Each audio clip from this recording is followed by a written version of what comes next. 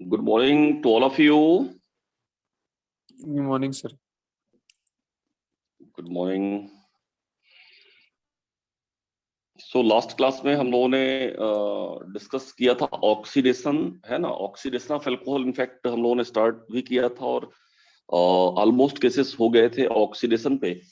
और इसके बाद दो नेम रिएक्शन मैंने ऑक्सीडेशन पे ही दो नेम रिएक्शन आपको भेजी थी। उसमें से एक था पिनोकॉल टू पिनोक्लोन रीअरेंजमेंट, वो भी एक तरह का ऑक्सीडेशन ही था, और एक था हेलोफॉर्म रिएक्शन। और मुझे उम्मीद है कि आपने उसको डिस्कस कर लिया होगा, पढ़ लिया होगा। और केमिकल प्रॉपर्टीज में ही हम लोग आगे बढ़ते हैं। 10 तक हो गया था, including those two reaction, name reaction. अब आज हम लोग 11 प्रॉपर्टी, केमिकल प्रॉपर्टी नंबर 11 पे बात करेंगे। ये भी एक तरह से ऑक्सीडेशन ही है ना, लेकिन एक स्पेसिफिक ऑक्सीडेशन है। तो लिखें आप पर आयोडेट ऑक्सीडेशन, पर आयोडेट ऑक्सीडेशन, इसका नाम है पर आयोडेट ऑक्सीडेशन।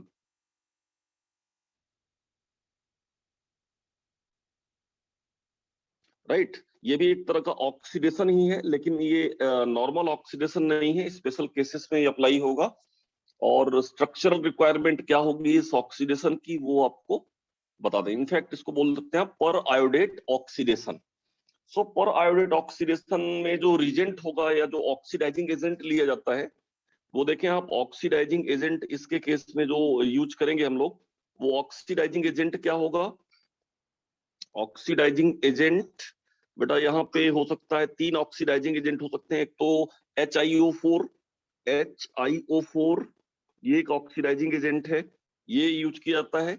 या HiO4 की जगह पे कई बार NaIO4 लिया जाता है, या NaIO4 की जगह पे कई बार लेड टेट्राएसीटेट, यानी आप बोल सकते हैं कि PbCH3CO का 4, Pb लेड है और टेट्राएसीटेट यानी CH3COO का होल 4।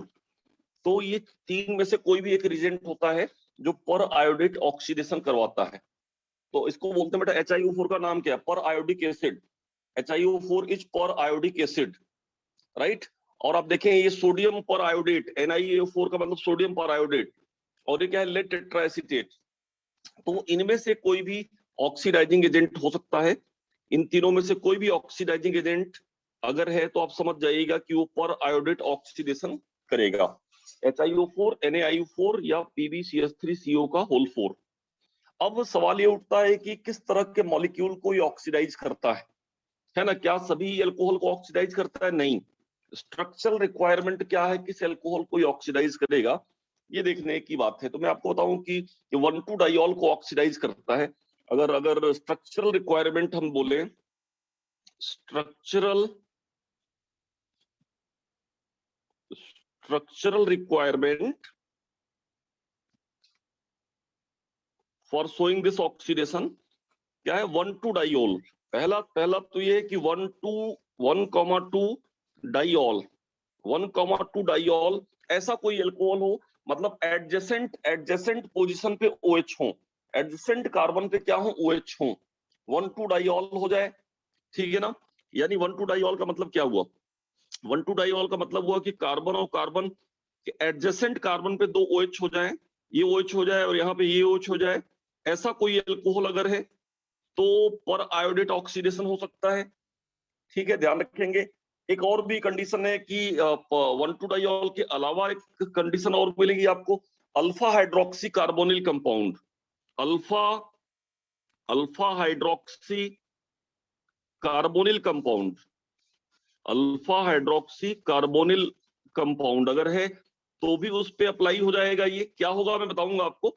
अल्फा हाइड्रोक्सी कार्बोनिल का मतलब क्या है कि C डबल बॉन्ड O हो और बगल वाले कार्बन पे OH हो जाए। मतलब एक कार्बन पे आप देखें कि एल्डिहाइड का कीटोनिक ग्रुप हो जाए और बगल वाले कार्बन पे क्या हो जाए बेटा? आपका OH। तो इस तरह से ये देखें, ये इस तरह का भी कोई अगर अपने पास कंपाउंड है जिसको बोलेंगे अल्फा हाइड्रोक्सी कार्बोनिल, राइट। तो मतलब अगल बगल CO और OH हो जाए तो भी इसको ऑक्सीडाइज करता है। और एक और पॉसिबिलिटी है जहां पे पर आयोडेट ऑक्सीडेशन होता है, अल्फा एमिनो एसिड या अल्फा एमिनो एल्कोहल आप बोल सकते हैं। Alpha amino alcohol, alpha amino alcohol, इस तरह का अगर कोई हो जाए, अल्फा एमिनो एल्कोहल का मतलब है एक कार्बन पे NH2 लग जाए और बगल वाले कार्बन पे OH हो जाए। समझ रहे हैं आप? सब बगल वाले कार्बन पे क्या हो जाए? OH हो जाए। OH तो मस्ट है, मतलब एक OH तो चाहिए ही। इस कार्बन पे क्या हो जाए? OH हो जाए। रेस्ट वैलेंसी R से या H से सेटिस्फाइड होगी। तो ये तीन स्ट्रक्चरल रिक्वायरमेंट है पर आयोडेट ऑक्सीडेशन की। या तो अगल बगल वाले कार्बन पे दो दो OH हो जाए, या एक CO और एक OH हो जाए, या एक OH और एक NH2 हो जाए। यानी जो स्ट्रक्चरल रिक्वायरमेंट है वो क्या है? अगर मैं जनरलाइज करूं तो मेरे पास दो कार्बन है, आप देखिए मेरे पास दो कार्बन है, एक कार्बन ये है, दूसरा कार्बन ये है। इस कार्बन, एक कार्बन पे तो OH फिक्स है, वो रहेगा ही, एक OH तो चाहिए ही। रहा सवाल दूसरे कार्बन पे, तो दूसरे कार्बन पे क्या हो सकता है? दूसरे कार्बन पे आप देखें, यहाँ पे या तो OH हो जाए, या तो यहाँ पे NH2 हो जाए, या तो यहाँ पे C डबल बॉन्ड O हो जाए। मतलब डबल बॉन्ड O, C तो लगा ही है वहां पे, इसको डबल बॉन्ड O हो जाए। मतलब यहाँ पे बोले या तो डबल बॉन्ड क्या हो जाए? O हो जाए। तो इन इन कंडीशन में पर आयोडेट ऑक्सीडेशन होता है। सो रीजेंट आपको मैंने बता दिया, रीजेंट क्या है? रीजेंट इन तीनों में से कोई एक होगा। और स्ट्रक्चरल रिक्वायरमेंट इस ऑक्सीडेशन को शो करने की क्या है? स्ट्रक्चर या तो ये होनी चाहिए 1,2 डाइऑल होना चाहिए, या तो अल्फा हाइड्रोक्सी कार्बोनिल कंपाउंड होना चाहिए जैसा ये है, क्योंकि ये अल्फा पोजीशन है, फंक्शनल ग्रुप के बगल में अल्फा पोजीशन, या ये अल्फा पोजीशन अल्फा पे एमिनो ग्रुप हो। तो ये तीन तरह के कंपाउंड बेटा क्या करते हैं? पर आयोडेट ऑक्सीडेशन देते हैं। अब रहा सवाल कि प्रोडक्ट क्या बनता है। ये बात समझ में आ गई कि ऑक्सीडेशन तो देते हैं कि, लेकिन प्रोडक्ट क्या बनेगा? तो प्रोडक्ट की बात करते हैं। Product one by one discuss करेंगे। प्रोडक्ट क्या होगा जरा देखिए। जब कभी भी बेटा आपके पास कोई 1,2 डाइऑल हो जाए, 1,2 डाइऑल का मतलब है कि आपके पास हो जाए CH2OH, मान लो CH2OH, इधर CH2OH, अब ये 1,2 डाइऑल हो गया। अब इसको बोला जा रहा है कि पर आयोडेट ऑक्सीडेशन करवाइए, यानी आप HiO4 ले लिया गया है, HiO4, तो हम समझ जाएंगे कि पर आयोडेट ऑक्सीडेशन यहाँ पे होना है। तो अब आपको यहाँ पे मैथमेटिकली मैं बता रहा हूँ कि करना क्या है। आपको मैथमेटिकली कुछ नहीं करना है, जो CH2 बॉन्ड है, इस बॉन्ड को तोड़ देना है मैथमेटिकली। ये जो बॉन्ड है, मतलब ये बॉन्ड टूट जाएगा। अब ये बॉन्ड अगर टूटेगा बेटा, तो कार्बन की एक वैलेंसी उधर भी कम हो जाएगी और एक वैलेंसी इधर भी कम हो जाएगी। तो वैलेंसी को सेटिस्फाइड करने के लिए, जब बॉन्ड टूट गया, डिसोसिएशन हो गया, तो वैलेंसी को सेटिस्फाइड करने के लिए एक OH इधर जोड़ दो और एक OH इधर जोड़ दो, यानी तब वैलेंसी सेटिस्फाइड होगी। अब देखिए अब क्या हो गया, दोनों पार्ट को अलग कर दीजिए और फर्दर देखिए क्या हो गया। इधर आप देखें कि एक ही कार्बन पे आप देखें कि 2H तो ऑलरेडी था ही, 2H ऑलरेडी था ही, और 2 OH हो गया। एक OH और एक OH बाद में आपने जोड़ दिया, लेकिन फर्दर आपको बताया गया है कि एक ही कार्बन पे 2 OH नहीं रह सकते। अगला स्टेप, स्पॉन्टेनियस स्टेप क्या होता है? डिहाइड्रेशन का, यानी तुरंत ही क्विक डिहाइड्रेशन होगा। क्विक डिहाइड्रेशन होगा तो यानी कि ये H2O इस तरह से बाहर हो जाएगा। H2O बाहर हो जाएगा तो कार्बन यहाँ ऑक्सीजन के साथ क्या हो जाएगा? Double bonded. यानी प्रोडक्ट क्या हुआ? प्रोडक्ट हो गया HC डबल बॉन्ड O, और क्या हो गया? H हो गया। कितने मोल? ये वाला नीचे वाला भी वही बनेगा, ऊपर वाला भी वही बनेगा, आप देख लें एग्जैक्टली। तो 2 मोल प्रोडक्ट आपका इस तरह से बन गया।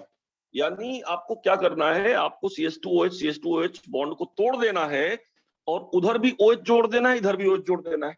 ऐसा करने से एक कार्बन पे 2 OH आ रहे हैं, और आप जानते हैं कि 2 OH रह नहीं सकते एक साथ, तो फर्दर डिहाइड्रेशन हो जाएगा। यानी 2 मॉलिक्यूल वाटर के निकल जाएंगे, एक इधर से एक उधर से, और बन क्या जाएगा? आप देखें इस केस में क्या बन गया? फॉर्मेल्डिहाइड। प्रोडक्ट बन गया क्या? फॉर्मेल्डिहाइड। याद नहीं करना है कुछ आपको, लेकिन इस स्ट्रक्चर में आप देखें कि प्रोडक्ट क्या बन गया? फॉर्मेल्डिहाइड बन गया। स्टार्टिंग मटेरियल क्या था? ग्लाइकॉल। आपके पास जो एल्कोहल आपने जो डाइऑल लिया था वो क्या था? ग्लाइकॉल। इस तरह से बन गया आपका ये।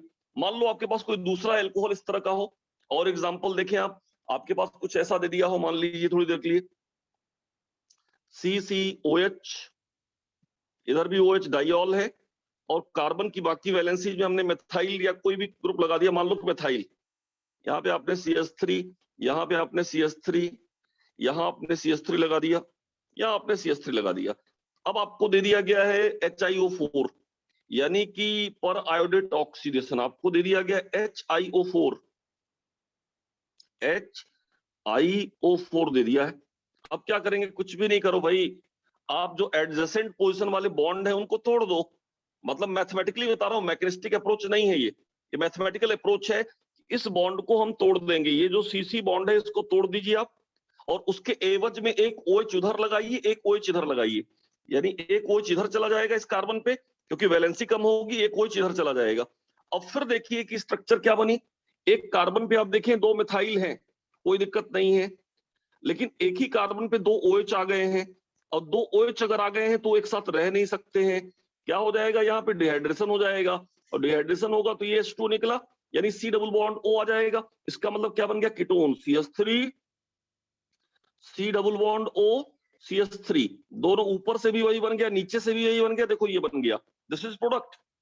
तो मैथमेटिकली मैंने बताया कि एडजेसेंट पोजीशन पे जो डाइऑल की पोजीशन है, यानी जिन कार्बन पे 2 OH लगे हैं उस बॉन्ड को तोड़ दीजिए आप सीधा, और इधर भी OH लगाइए, उधर भी OH लगाइए, और ये चीज आप प्रोडक्ट को प्रोडिक्ट कर लीजिए। अच्छा, आप ये मत सोचिएगा कि सर क्या दोनों कार्बन आइडेंटिकल होने चाहिए, जैसे यहाँ भी मिथाइल मिथाइल, ऊपर भी मिथाइल मिथाइल, HH नहीं हो सकता है और नहीं भी हो सकता। मैं एक एग्जांपल दूसरा ले रहा हूं, मान लो आपको दिया हो कुछ ऐसा, COH ये लिया हो, और नीचे भी COH लिया हो। अब आपको जो वैलेंसी है यहाँ पे मान लीजिए वैलेंसी इसकी CH3 और इसकी CH3 हो गई, नीचे वाले कार्बन की वैलेंसी CH3 और H हो गई, कोई दिक्कत नहीं। मतलब ये कार्बन की चारों वैलेंसी आइडेंटिकल हो भी सकती, नहीं भी हो सकती, डजंट मैटर। लेकिन HiO4 लेंगे आप यहाँ पे तो ये बॉन्ड फिर से टूटेगा, उसी तरीके से बॉन्ड टूटेगा, यानी इस एडजेसेंट बॉन्ड को तोड़िए और ऊपर वाले कार्बन पे भी OH दीजिए और नीचे वाले कार्बन पे भी OH दीजिए। अब यहाँ प्रोडक्ट अलग अलग बनेंगे। ऊपर आप देखिए क्या बनेगा, ऊपर वाले कार्बन पे आप देखिए कि एक ही कार्बन पे 2 मिथाइल है, वो कोई दिक्कत नहीं है, लेकिन अब एक ही कार्बन पे 2 OH आ गए, ये दिक्कत वाली बात है। लेकिन उसका सोल्यूशन क्या है, उसका सोल्यूशन है डिहाइड्रेशन, यानी ये डिहाइड्रेट कर जाएगा तो क्या बन जाएगा, ये बन जाएगा ketone CH3 C double bond O and CH3, ये बन गया। अच्छा, नीचे वाले कार्बन पे आप देखिए, नीचे वाले कार्बन पे क्या बनना है, एक ही कार्बन पे इस बार 2 OH आ गए हैं इधर भी, और एक मिथाइल और एक H पड़ा है, एक मिथाइल पड़ा है इधर और एक H पड़ा है। फर्दर अगर डिहाइड्रेशन करा देंगे आप तो C डबल बॉन्ड O यानी एल्डिहाइड बन जाएगा, CH3 C double bond O और H। तो आप देखिए इसका प्रोडक्ट ऊपर और ये नीचे, ये 2 प्रोडक्ट बन गए, इस वाले पर आयोडेट ऑक्सीडेशन के ये 2 प्रोडक्ट बन गए। तो इस तरीके से अपने को पर आयोडेट ऑक्सीडेशन करवाना है बिना किसी हेजिटेशन के। एडजेसेंट OH वाले CC बॉन्ड को तोड़ दीजिए और OH जोड़ दीजिए और डिहाइड्रेशन करा दीजिए। बहुत ही सिंपल मैथमेटिकल तरीका मैंने बताया। मान लीजिए आपके पास कोई साइक्लिक एग्जांपल भी ले रहा हूं, suppose you are having this kind of alcohol, कुछ इस तरह का एल्कोहल दे दिया कि सर यहाँ पे OH है और यहाँ पे OH है और इसका पर आयोडेट ऑक्सीडेशन करा देना है। मान लो यहाँ पे H है, यहाँ पे क्या है आपका CH3 है, कोई दिक्कत नहीं है। अब इसका पर आयोडेट ऑक्सीडेशन कराएंगे तो क्या करना है आप, मुझे लगता है फैमिलियर हो गए हैं।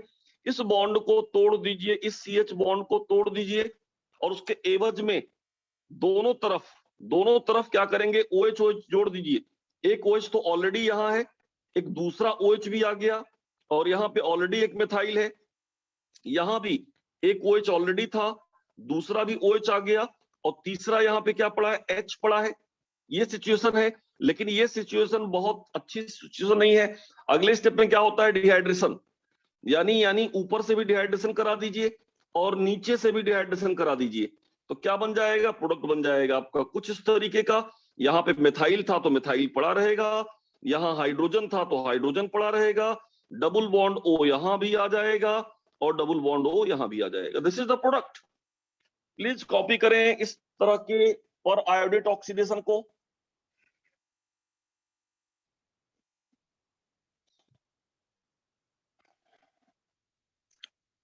मुझे सुन पा रहे हैं आपने एग्जैक्टली? Yes, sir. ओके, बहुत ही बढ़िया ऑक्सीडेशन है बेटा ये पर। नीचे कर दीजिए।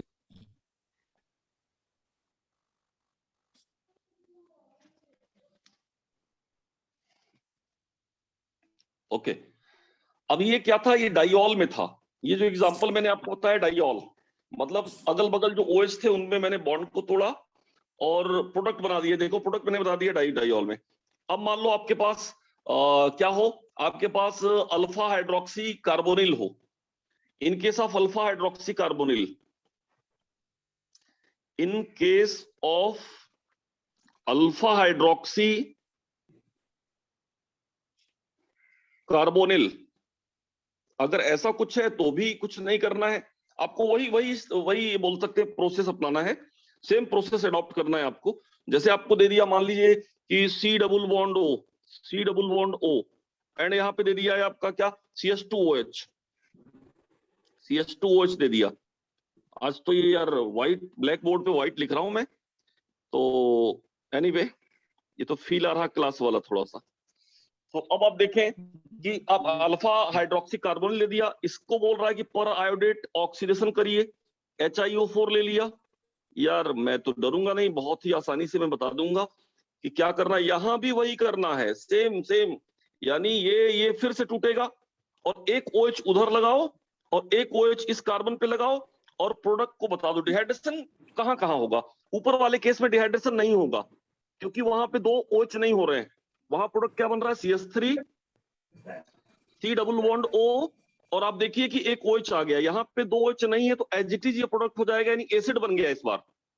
लेकिन नीचे वाले कार्बन पे दो OH आ रहे हैं, इसका मतलब वहां डिहाइड्रेशन कराना पड़ेगा, और यहां अगर डिहाइड्रेशन कराएंगे तो क्या बनेगा, H, दो H है, H C double bond O बन जाएगा डिहाइड्रेशन के बाद, और एक H, ये यानी यहाँ फॉर्मेल्डिहाइड और एसिड प्रोडक्ट बन गया। यहाँ पे इस तरह से ट्रीट करना है। वही चीज है, दोनों तरफ OH जोड़ो लेकिन एक पार्ट में डिहाइड्रेशन हो और दूसरे में नहीं हो। ऐसा क्यों, क्योंकि ऊपर एक ही OH जा रहा है, ऑलरेडी वहां कोई OH नहीं है, जबकि नीचे वाले सेगमेंट में एक OH ऑलरेडी है, दूसरा भी जा रहा है, तो डिहाइड्रेशन यहाँ मस्ट होगा। यानी यहाँ सिचुएशन क्या हुई होगी कि CH, H दो H ऑलरेडी है और एक OH ऑलरेडी था, दूसरा OH वहां पहुंच गया। अब ये सुटेबल कंडीशन नहीं स्टेबिलिटी के पॉइंट ऑफ व्यू से, तो ये क्या होगा, डिहाइड्रेट करेगा। ये आप देखें H2O बाहर निकलेगा, और H2O बाहर निकलेगा तो यहाँ डबल बॉन्ड आएगा और ये एग्जैक्टली ये बन जाएगा। सो इस तरह से अपने को यहाँ पे सोचना है।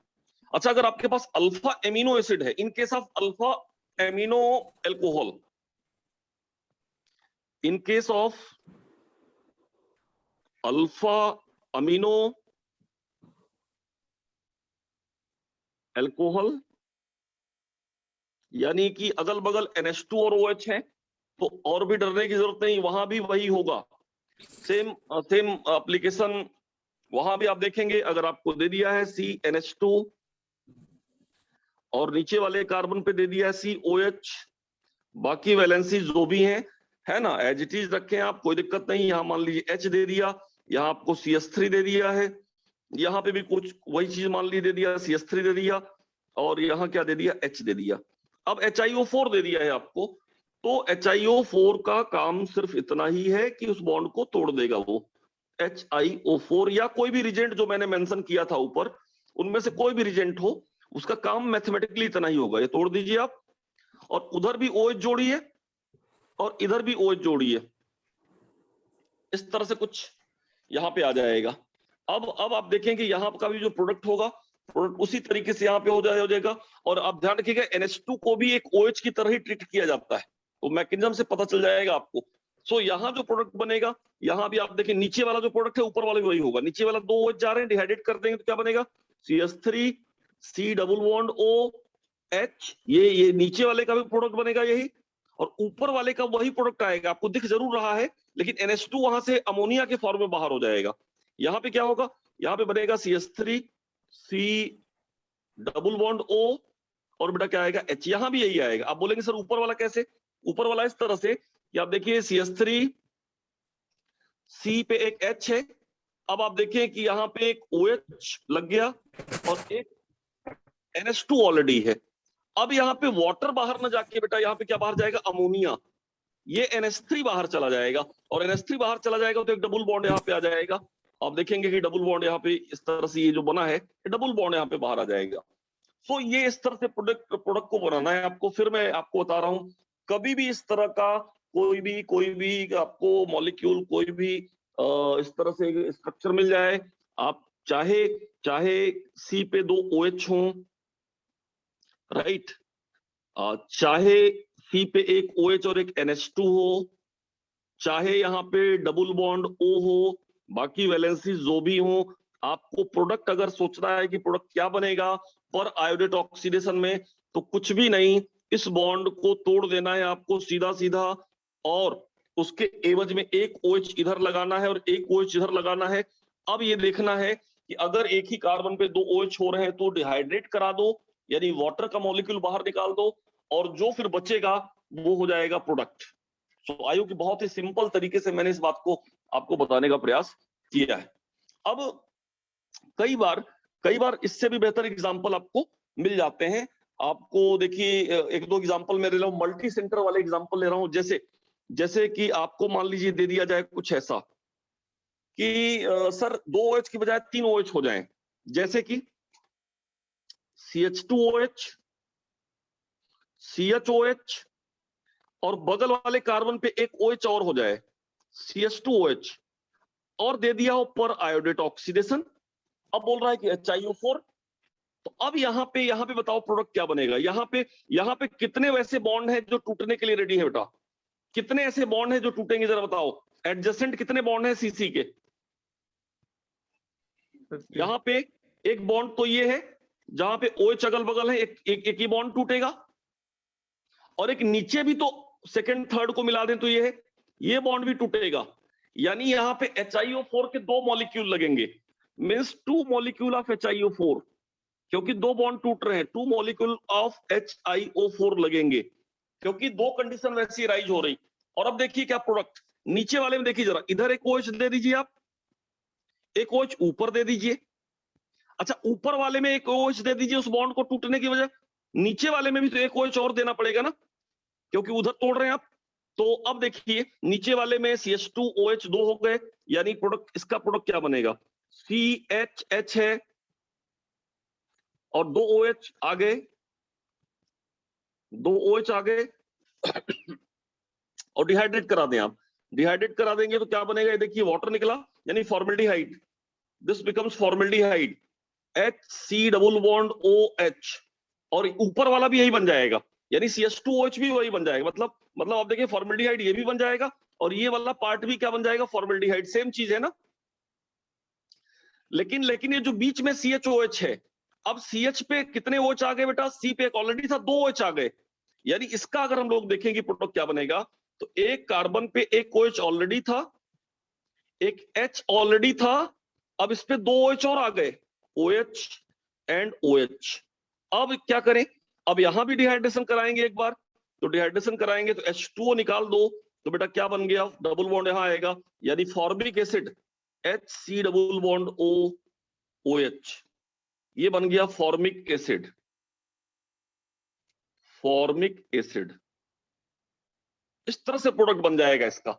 यानी जब भी आप ग्लिसरीन को HiO4 से ट्रीट कराओगे तो ऊपर नीचे का प्रोडक्ट बनेगा HCHO यानी एल्डिहाइड, और जो CHOH दोनों तरफ से OH आ रहे हैं वो बन जाएगा आपका, this will give you formic acid, formic acid. इस एग्जांपल को कॉपी करिए जरा।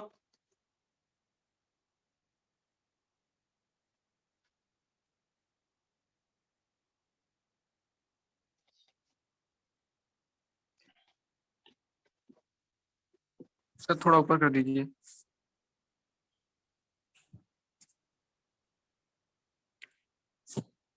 मतलब जितने आप देखिए यहाँ पे कितने मोल लगे हैं आप देख पा रहे हैं शायद, यहाँ पे दो बार बॉन्ड टूटा है, इसलिए 2 मोल ऑफ HiO4।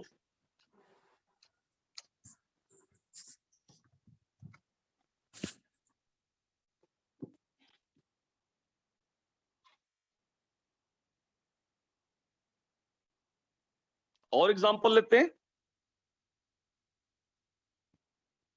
मान लो आपको दे दिया जाता है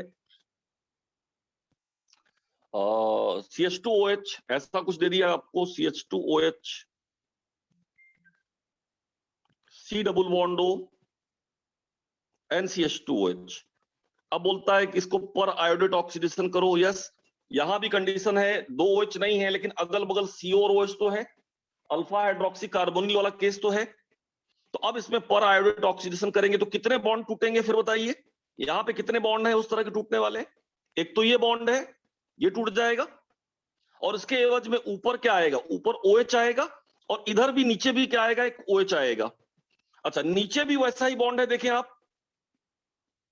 तो अब इसके एवज में भी एक OH यहाँ नीचे आएगा और एक OH बीच में जाएगा, यानी बीच में 2 OH जा रहे हैं। अब प्रोडक्ट आप सोच लीजिए, ऊपर क्या बनेगा? इसका प्रोडक्ट बनेगा, अभी अभी बताया मैंने कि HCHO यानी कि फॉर्मेल्डिहाइड, ये बन जाएगा। नीचे वाले पार्ट का भी जो प्रोडक्ट है वो क्या बनेगा? HC डबल बॉन्ड OH यानी फॉर्मेल्डिहाइड। और जो बीच में C डबल बॉन्ड O है, C डबल बॉन्ड O पे 2 OH लग गए, यानी आप देखिए डिहाइड्रेट करेगा ये। C डबल बॉन्ड O तो था ही, C डबल बॉन्ड O था ये, और उस पे 2 OH लग गए, OH और OH। अब ये डिहाइड्रेट करेगा, डिहाइड्रेट करेगा यानी कि कुछ अगर ऐसा डिहाइड्रेशन करा दें आप, डिहाइड्रेशन करा दें तो क्या बन गया बेटा? Carbon dioxide, water plus carbon dioxide बन गया, CO2 प्लस वाटर आ गया। तो इसको भी ध्यान रखने की जरूरत है कि अगर इस तरह से आए तो क्या प्रोडक्ट बनेगा।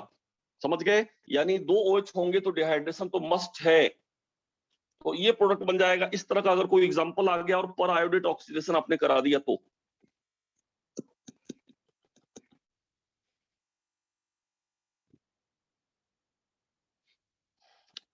ये सब HiO4 कितने मोल HiO4 लेगा? यहां भी लेगा 2 मोल ऑफ HiO4।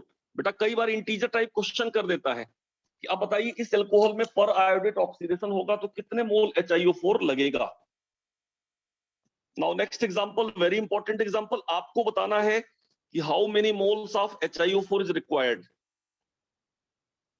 मैं एक मॉलिक्यूल लिख रहा हूं, उसमें उसमें कितने मोल HiO4 का लगेगा उसको पर आयोडेट ऑक्सीडेशन कराने में। एग्जाम्पल कुछ ऐसा है, मैं ग्लूकोज का ही एग्जाम्पल ले लूं। In fact C double bond OH यानी aldehyde, C double bond OH ये एल्डिहाइड है। इधर आपका हो गया COH, COH इधर कहीं, कोई दिक्कत नहीं है उसमें OH की पोजीशन से। COH 4 हो गया ना, 5 हो गया COH, और 6 हो गया CH2OH। बाकी वैलेंसी को H से सेटिस्फाइड कर दो। अब मैं अगर आपसे सीधा पूछूं ये बताओ कि इसको ऑक्सीडाइज करना है, कितने कितने मोल HiO4 के लगेंगे? कितने? ये ग्लूकोज है एक तरह से, this is structure of glucose, glucose है ये। अब इसमें अगर पर आयोडेट ऑक्सीडेशन करना है तो how many moles of HiO4 will be required? जरा दिमाग लगा के बताइए, कितने वैसे बॉन्ड हैं जो टूटेंगे? 5। Exactly, right answer is 5। क्यों? क्योंकि एक ये बॉन्ड टूटेगा, दूसरा ये बॉन्ड टूटेगा, तीसरा ये बॉन्ड टूटेगा, चौथा ये बॉन्ड टूटेगा, पांचवा ये बॉन्ड टूटेगा, यानी कि 5 mole of HiO4 will be required. अब देखिए नीचे क्या बनता है, CH2OH क्या बनता है पता है आपको? CH2OH हमेशा बन जाता है formaldehyde, HC double bond OH। अच्छा, बीच में जो CHOH है ये क्या बनता है? Formic acid. ऊपर देखिए मैंने आपको बताया था, अगर CHOH आ जाए, ये देखो CHOH, ये CHOH आ जाए तो क्या बनेगा? Formic acid. तो कितना CHOH आ रहा है जरा देखना इसमें, 1 2 3 4, तो क्या बनेगा? 4 mole formic acid, HC double bond O, और क्या बेटा? OH। और HCHO जो है ऊपर, ऊपर एक OH देंगे तो एक यहाँ पे डिहाइड्रेशन नहीं होगा, 1 मोल और फॉर्मिक एसिड आ जाएगा, यानी प्लस HCOOH, यानी ये स्ट्रक्चर हो गई, ये प्रोडक्ट बनेगा इसका। टोटल ये तीनों मिला के प्रोडक्ट बनेंगे और 5 मोल HiO4 लगेगा। और मुझे लगता है कि आप इस बात को समझ चुके हैं। अच्छा, अगर आपके पास ग्लूकोज के अलावा फ्रक्टोज होता, ये ग्लूकोज था, मैं एग्जांपल ले रहा हूं fructose, I am writing here the example of fructose. Fructose अगर मॉलिक्यूल आपके पास होता, फ्रक्टोज की स्ट्रक्चर लिख रहा हूं मैं, स्ट्रक्चर है CH2OH, C double bond O, and CHOH, CHOH 3 है, CHOH, मैं सीधा लिख रहा हूं CHOH, CHOH, CHOH and CH2OH। ये इसको बोलते हैं बेटा हम लोग फ्रक्टोज, से दिस इज फ्रक्टोज। अब आप बताएं मुझे कि यहां पे कितने मोल यहाँ पे कितने मोल HiO4 लगेगा, यहाँ पे भी काउंट करके बताइए। How many moles of HiO4 is required?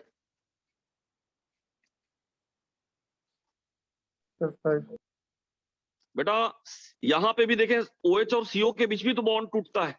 1 2 3 4 and 5, यहाँ भी 5 मोल लगेगा। 5 मोल HiO4 यहाँ पे भी लगेगा। और आप देखें कि CH2OH ऊपर है और नीचे है, इनका इस CH2OH का प्रोडक्ट क्या होता है, formaldehyde. HC double bond OH ये भी बना देगा और ऊपर वाला भी बना देगा HC double bond OH, formaldehyde. अच्छा, CHOH क्या बनाता है, 1 2 3 CHOH बनाता है क्या, फॉर्मिक एसिड। यानी 3 CHOH है तो plus 3 mole formic acid, HC double bond OOH। और बेटा ये जो CO है, इस CO पे दो तरफ से OH आएंगे तो डिहाइड्रेट होने के बाद क्या बनाएगा, carbon dioxide. So this is the total product.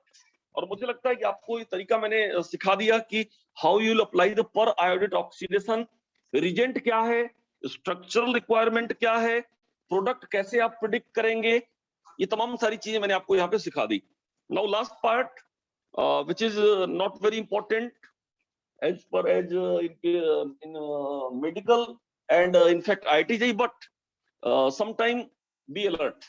Mechanism, write down mechanism. इसकी मैकेनिज्म क्या है, इस रिएक्शन की मैकेनिज्म क्या है, कैसे ये बॉन्ड टूट जाता है। सो देखते हैं पर आयोडेट ऑक्सीडेशन की मैकेनिज्म।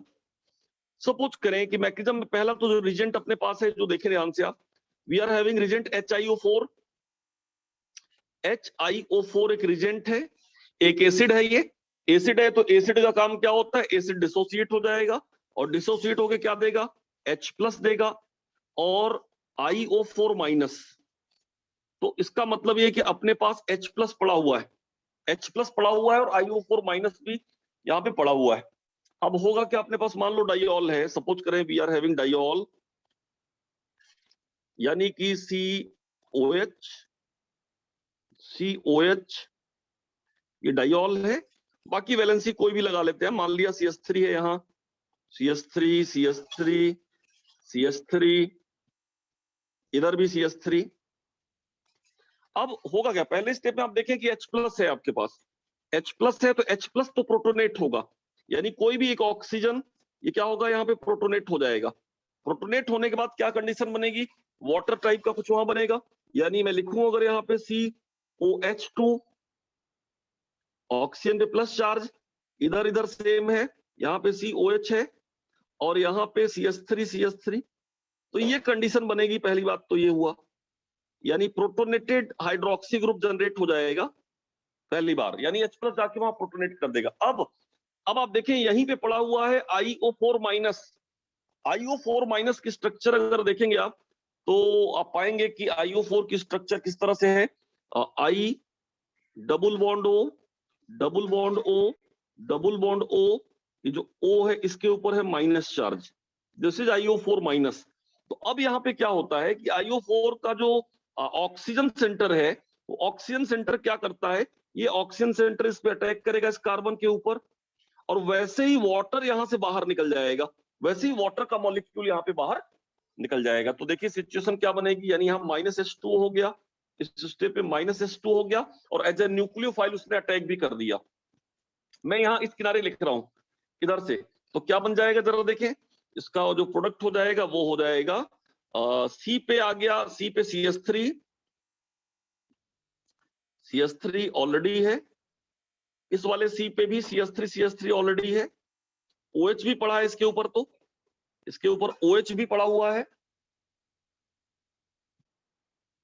और उस वाले कार्बन के ऊपर आप देखेंगे ध्यान से तो क्या आ चुका है बेटा, इस वाले कार्बन के ऊपर आ चुका है O, I double bond O, double bond O, right, and double bond O। इस तरह का कुछ स्ट्रक्चर आप यहाँ पे देखेंगे, ये बन चुका है, ये यहाँ पे बन चुका है, ये स्ट्रक्चर यहाँ पे आ चुका है, यानी वाटर बाहर निकल गया है, IO4 माइनस वहां पे जाके जुड़ चुका है। अब फर्दर आप देखें यहाँ पे एक चीज होने जा रही है कि ऑक्सीजन का जो लोन पेयर है, जो एल्कोहलिक ऑक्सीजन है उसका जो लोन पेयर है, ये लोन पेयर इस आयोडीन पे अटैक करे और आयोडीन पे जैसे ही अटैक करेगा ये पाई बॉन्ड खुल के इधर आ जाएगा, ये पाई बॉन्ड खुल के इधर आएगा, यानी इसके ऊपर क्या आएगा, निगेटिव चार्ज आएगा। और ये निगेटिव चार्ज वाला ऑक्सीजन इस H+ को भी अपनी तरफ खींच ले, H+ को भी अपनी तरफ खींच ले, तो क्या बनेगा, मैं इधर नीचे लिखता हूं, ये देखिए एग्जैक्टली इस तरह से कुछ फॉर्म हो जाएगा। सो मैंने कहा कि मैकेनिज्म बहुत जरूरी नहीं है, लेकिन आप जानते रहे तो बेटर है।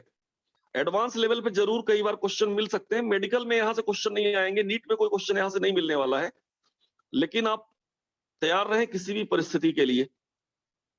तो हालांकि परिस्थितियां तो आजकल ऐसी हैं कि एग्जाम न देने पे भी पास कर दिया जा रहा है ना, तो वैसी परिस्थिति के लिए भी तैयार रहना है आपको। एनीवे, अब देखिए क्या बन जा रहा है, इधर बन गया आपका O, इधर इससे क्या जुड़ गया, H निकल गया। हाँ बेटा, कुछ बोल रहे हैं बेटा? कह रहे थे हम लोग एग्जाम होगा। हाँ, आप सर लोग कह का रहे होगा, थे आप हम लोग लोगों का का एग्जाम बैच इतना, बिल्कुल होगा, क्योंकि आप लोगों का बैच इतना लकी नहीं है है ना, आपको एग्जाम देना पड़ेगा। और अच्छी बात है कि एग्जाम दें आप। कई बार तो बच्चे सोच रहे हैं कि यार इस बार जो फ्री का नंबर मिला है इससे अच्छा था कि एग्जाम दे लेते तो आ जाता, तो एक सेटिस्फेक्शन भी नहीं होता है ना। तो बेटर है कि आप एग्जाम दीजिए और आप जो डिजर्व करते हैं वो आपको मिले, यस सर। ये ज्यादा बेटर है। तो बेटा ऐसा कुछ बन जाएगा, देखिए इस तरह का एक सीन बन जाएगा कि ये H जो है इधर आ जाएगा, और ये इस तरह का इंटरमीडिएट देखिए बन जाएगा HiO4 से। और अगली बार क्या होगा, रीअरेंजमेंट होगा, यहाँ पे रीअरेंजमेंट होगा। रीअरेंजमेंट देखिए किस तरीके से हो रहा, क्या होना है यहाँ पे, ये जो बीच वाला बॉन्ड है उठ के अगर यहाँ चला जाए, बीच वाला बॉन्ड ही उठ के यहाँ चला जाए, तो और ये ऑक्सीजन आयोडीन का बॉन्ड क्या है बेटा, ये उठ के इधर आ जाए, टूट जाए, ये इधर टूट जाए, ये इधर टूट जाए, और ये वाला जो बॉन्ड है, ये वाला बॉन्ड बेटा यहाँ पे आ जाए, इधर आ जाए। तो अब आप देखिए कि पूरी कहानी साफ साफ है। यानी आप देखेंगे तो एकदम एकदम से आप देखें कि ये पूरा मॉलिक्यूल टूट गया। यानी इस तरह से अगर आप देखें तो ये पार्ट अलग निकल गया, ये पार्ट अलग निकल गया, HiO3। अगर ध्यान से देखें तो क्या बन गया, HiO3 था क्या, HiO4 था, HiO4 था, लेकिन HiO3 बन के बाहर निकल, रिड्यूस हो गया, और ये यहाँ पे टूट गया, यानी C डबल बॉन्ड O ये भी आ गया, CH3 और नीचे भी आप देखें तो C डबल बॉन्ड O ये भी आ गया, CH3 so this is mechanism, ये मैकेनिज्म है, और बड़ी ही प्यारी सी मैकेनिज्म है, और अच्छे तरीके से आप देख रहे हैं कि समझ पा रहे हैं। और एनीवे मैकेनिज्म, इस रिएक्शन की मैकेनिज्म उतनी इंपॉर्टेंट नहीं है, मैं पहले भी आपको शेयर करता हूं, इंपॉर्टेंट क्या है, रिजेंट क्या है, कितने मोल HiO4 लगेंगे, प्रोडक्ट क्या होगा, स्ट्रक्चरल रिक्वायरमेंट क्या होगी। सो आई होप कि you got all the points related to periodic oxidation. और इसमें इसमें एक चीज और आपको समझ में आ गई कि जो आपने रिजेंट लिया था, जो रिजेंट आपका था HiO4 किसमें कन्वर्ट होगा, अल्टीमेटली HiO4 कन्वर्ट हो जाएगा HiO3 में, यानी इसका एक ऑक्सीजन कम हो जाएगा पूरे दौरान, और जितने बॉन्ड रहेंगे उतना HiO4 कंज्यूम होगा। सो मुझे लगता है कि आप इस रिएक्शन को और इस मैकेनिज्म को समझ चुके होंगे। ठीक है बेटा,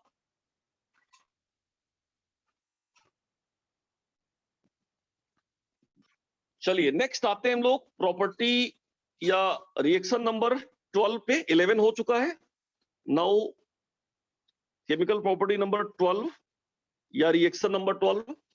केमिकल प्रॉपर्टी नंबर 12 बेटा एक ऑक्सीडेशन ही है, this is opener oxidation, opener oxidation के नाम से है ये, ओपनर ऑक्सीडेशन, ओपनर ऑक्सीडेशन एक नेम रिएक्शन है ये।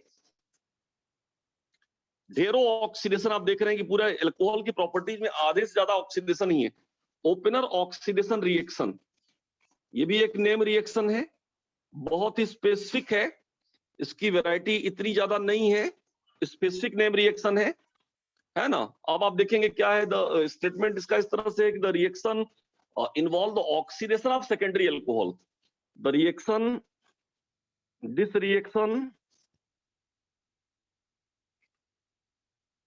involves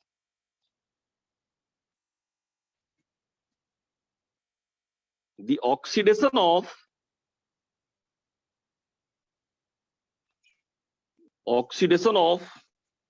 secondary alcohol, 2 degree alcohol, with a ketone,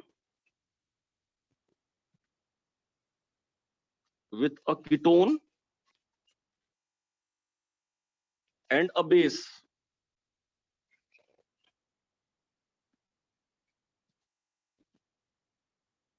To the corresponding ketone, to the corresponding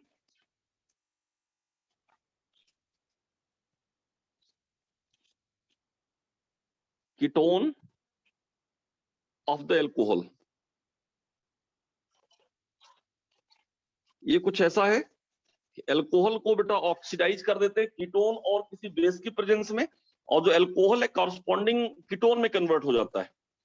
और जो कॉमनली यूज्ड बेस है वो है एल्युमिनियम टर्सरी ब्यूटॉक्साइड, राइट। इसमें जो एल्युमिनियम टर्सरी ब्यूटॉक्साइड है, कॉमनली यूज्ड बेस इज, यहाँ जो बेस हम लोग लेंगे वो बेस क्या होगा, in fact base aluminium tertiary butoxide, aluminium tertiary butoxide,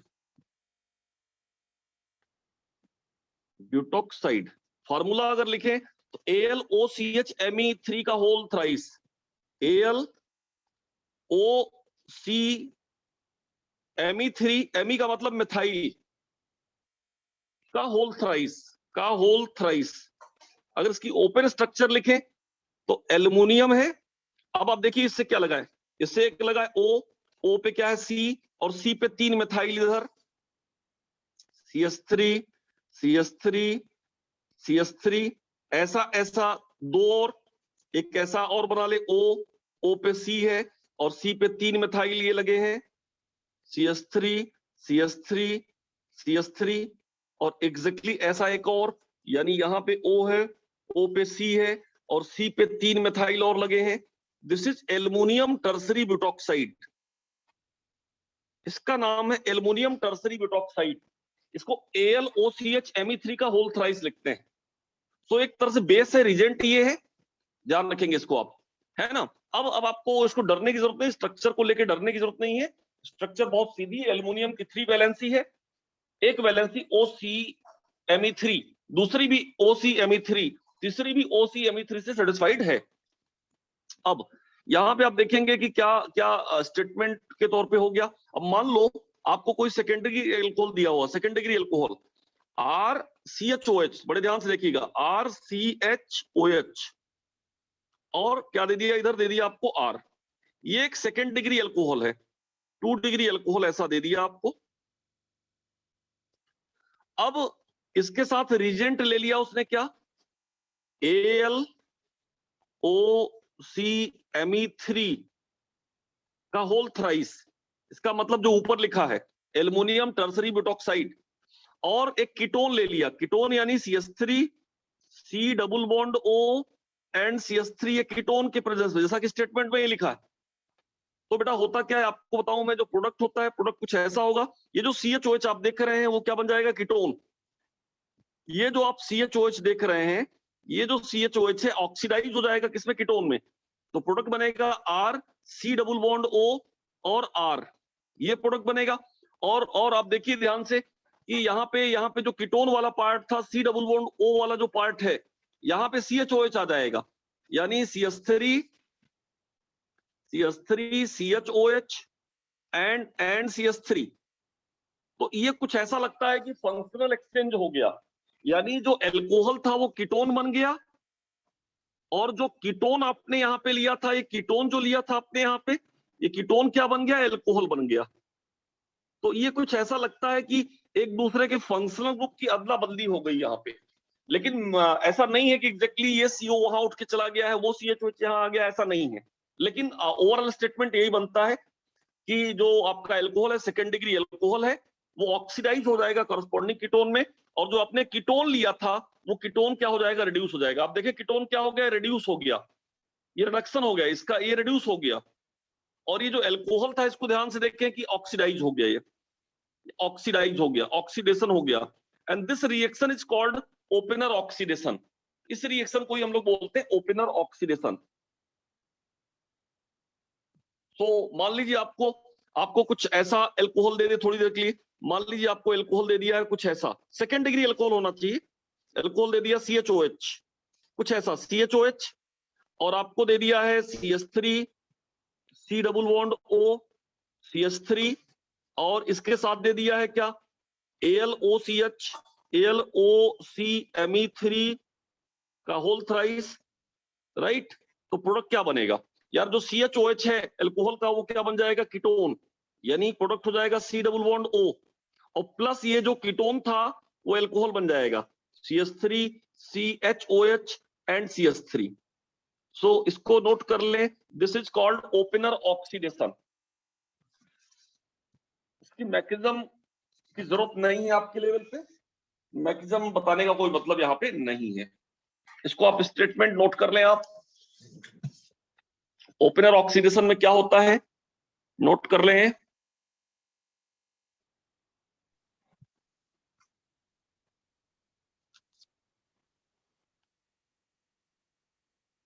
So this was property number 12, opener oxidation reaction. मैं मैकेनिज्म नहीं बता रहा हूं, इसकी बहुत ज्यादा जरूरत नहीं है, इसलिए मैकेनिज्म नहीं बता रहा हूं। मैं आता हूं प्रॉपर्टी नंबर 13 पे। 12 के बाद एल्कोहल की प्रॉपर्टीज नंबर 13 लिखें आप, esterification reaction, esterification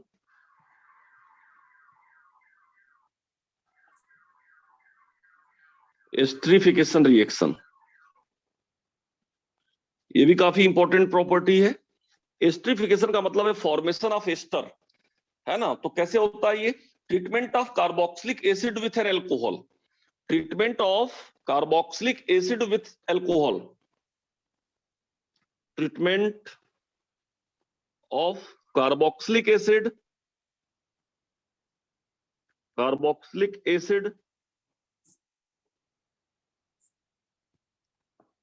with an alcohol in presence of an acid, in presence of, ये रिएक्शन आपने 10th में भी पढ़ी है, in presence of an acid catalyst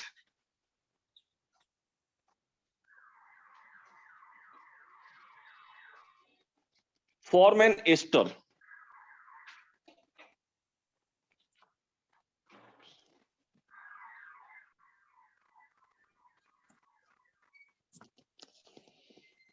this reaction is also known as Fischer esterification. This reaction is also known as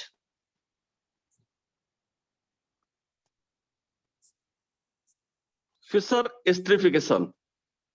Fischer esterification. Fischer esterification.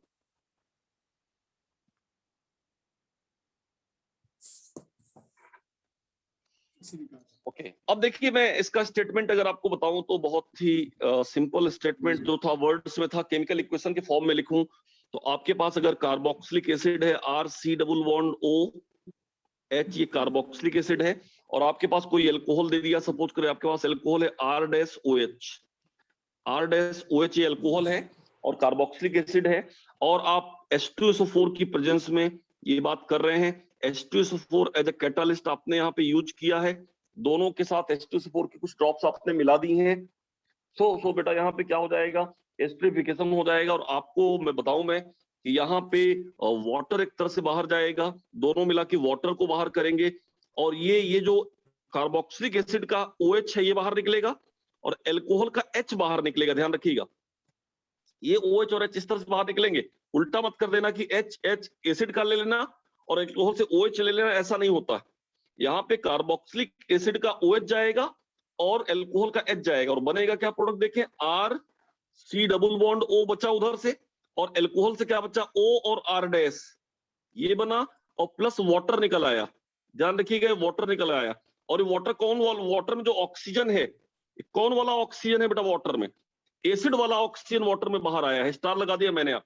And this reaction is called esterification, क्योंकि ये जो product बना this is called ester, ये ester है और starting material क्या था, carboxylic acid था, कार्बोक्सिलिक एसिड, और ये अल्कोहल है ना, ये mineral acid as a catalyst की प्रेजेंस में आप देखें कि एस्टरिफिकेशन हो गया, एस्टर का फॉर्मेशन हो गया। यानी कभी भी आप इस तरह से इस चीज को आप बना सकते हैं। आपको मान लीजिए दे दिया हो, सपोज करें आपको दे दिया हो कि CH3 C double bond OH, और आपको दे दिया है प्लस CH3OH, एल्कोहल के फॉर्म में मेथेनॉल दे दिया है, और आपको दे दिया हो H2SO4। अब पूछ रहा है क्या बनेगा, कुछ भी डरो नहीं भाई, एस्टरिफिकेशन करा दो। एस्टरिफिकेशन में यहां से OH जाएगा ये वाला, और एल्कोहल का ये H जाएगा, हटा दो उसको, यानी वाटर बन गया। और जो एस्टर बना वो क्या बना, CH3 C double bond O acid वाला, और एल्कोहल से बचा पार्ट क्या है, OCH3, दिस इज एस्टर। इस तरह से आपका फॉर्मेशन हो जाएगा। कई बार आपको अगर दे दिया है, मान लो कि आपको दिया है कार्बोक्सिलिक एसिड, कुछ ऐसा दे दिया है, से this is carboxylic acid C double bond OH, plus alcohol आपको दे दिया है CH3 CH2OH, ऐसा कुछ एल्कोहल दे दिया, और H2SO4 दे दिया आपको। अब आप क्या कराएंगे, एस्टरिफिकेशन कराएंगे। एस्टरिफिकेशन में OH हमेशा ध्यान रखना कहां से जाएगा, OH जाएगा यहां से, और H जाएगा एल्कोहल से, और ये हटा के वाटर चला गया, और आपने एस्टर बना दिया। एस्टर क्या बन गया, ये बन गया C डबल बॉन्ड O, और यहीं से जुड़ गया OCH2 CH3 प्लस वाटर। तो ये कुछ एस्टरिफिकेशन के एग्जांपल्स हैं, इनको लिख लें।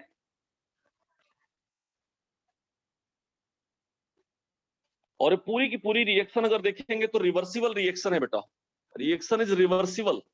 पूरी रिएक्शन क्या है बेटा, रिवर्सिबल है, मतलब फॉरवर्ड बैकवर्ड दोनों है, रिवर्सिबल रिएक्शन है ये, मतलब वापस भी वो आ सकती है। ये पूरी रिएक्शन रिवर्सिबल होती है, पूरी रिएक्शन रिवर्सिबल है। तो कॉपी करें।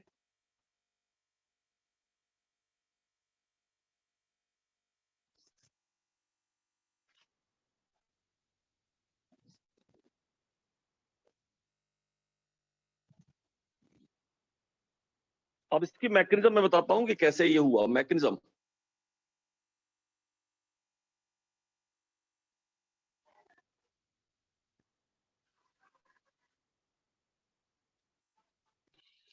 मैकेनिज्म देखा जाए तो सबसे पहले तो H2SO4 का काम क्या है बेटा, आप जानते हैं। H2SO4 अपने को क्या प्रोवाइड करने वाला है, H plus and HSO4 minus. ये अपने को एक H प्लस देगा प्रोटोनेशन के लिए, H plus and HSO4 minus, ये कंजुगेट बेस भी पड़ा रहेगा वहां पे, और H प्लस आ गया, यानी प्रोटोनेशन के लिए H प्लस आ चुका है। अब सबसे पहले स्टेप में कार्बोक्सिलिक एसिड अपने पास है, we are having carboxylic acid, यानी RC डबल बॉन्ड OH, ये कार्बोक्सिलिक एसिड है। और जो H प्लस है ये H प्लस एसिड वाला, ये जो H प्लस है कहां से आ रहा है, एसिड वाला आ रहा। और ये जो कार्बोनिल टाइप का डबल बॉन्ड हो, ये क्या करेगा, ये H प्लस को अपने ऊपर अटैक कराएगा, यानी प्रोटोनेटेड होगा। प्रोटोनेटेड होने के बाद क्या हो जाएगा, RC डबल बॉन्ड O पे क्या आ गया, H आ गया, पॉजिटिव चार्ज आ गया, और यहाँ पे क्या है, OH है। ये कंडीशन डेवलप हुई।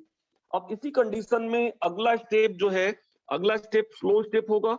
अब यहाँ पे आएगा बेटा alcohol, R-OH, R-OH as a nucleophile alcohol आएगा, और ये एज ए न्यूक्लियोफाइल इस वाले कार्बन पे, ये जो कार्बोनिल टाइप का कार्बन आपको दिखाई दे रहा है, इस वाले कार्बन पे आप देखिए ये ऑक्सीजन इस वाले कार्बन पे अटैक करेगा as a nucleophile, as a nucleophile, और ये बॉन्ड टूट के उधर चला जाएगा, प्लस माइनस वो क्या हो जाएगा, न्यूट्रल हो जाएगा, और एल्कोहल एज ए न्यूक्लियोफाइल वहां पे अटैक कर जाएगा।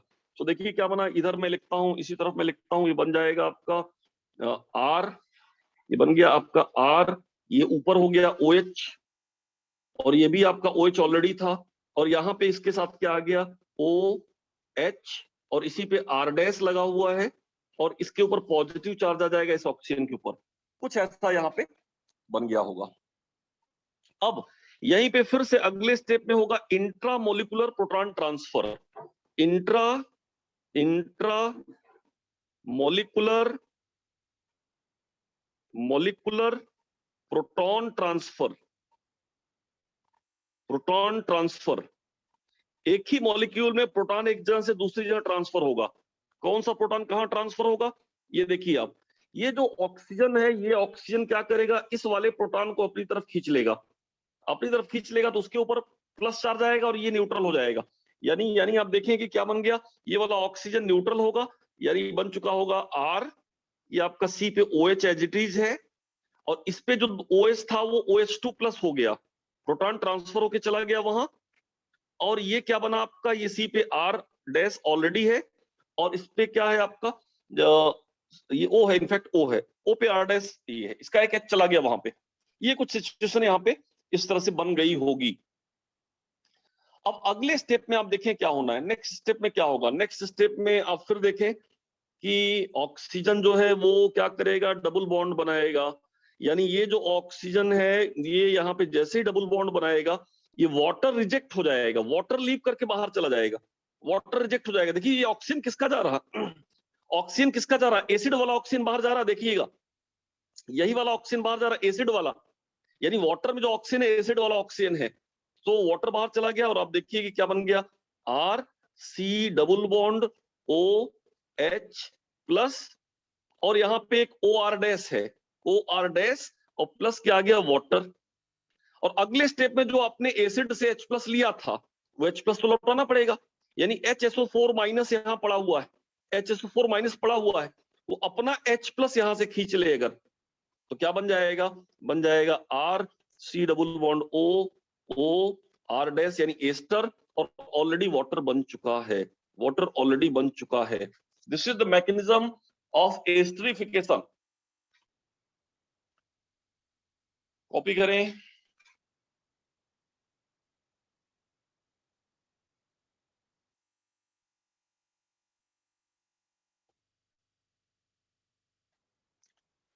और अब इस रिएक्शन मैकेनिज्म में अगर ध्यान से देखेंगे आप, तो एल्कोहल क्या है, एज ए न्यूक्लियोफाइल अटैक कर रहा, तो ये जो आर का साइज है स्मॉल होना चाहिए, कार्बोक्सिलिक एसिड के आर का साइज स्मॉल हो, और एल्कोहल के आर डैश का भी साइज स्मॉल हो। जितना स्मॉल होगा एस्टरिफिकेशन का रेट उतना ही फास्टर होगा।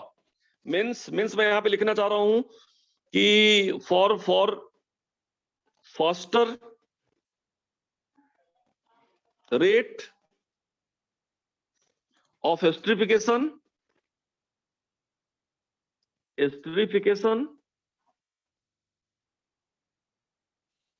size of R and R dash should be small.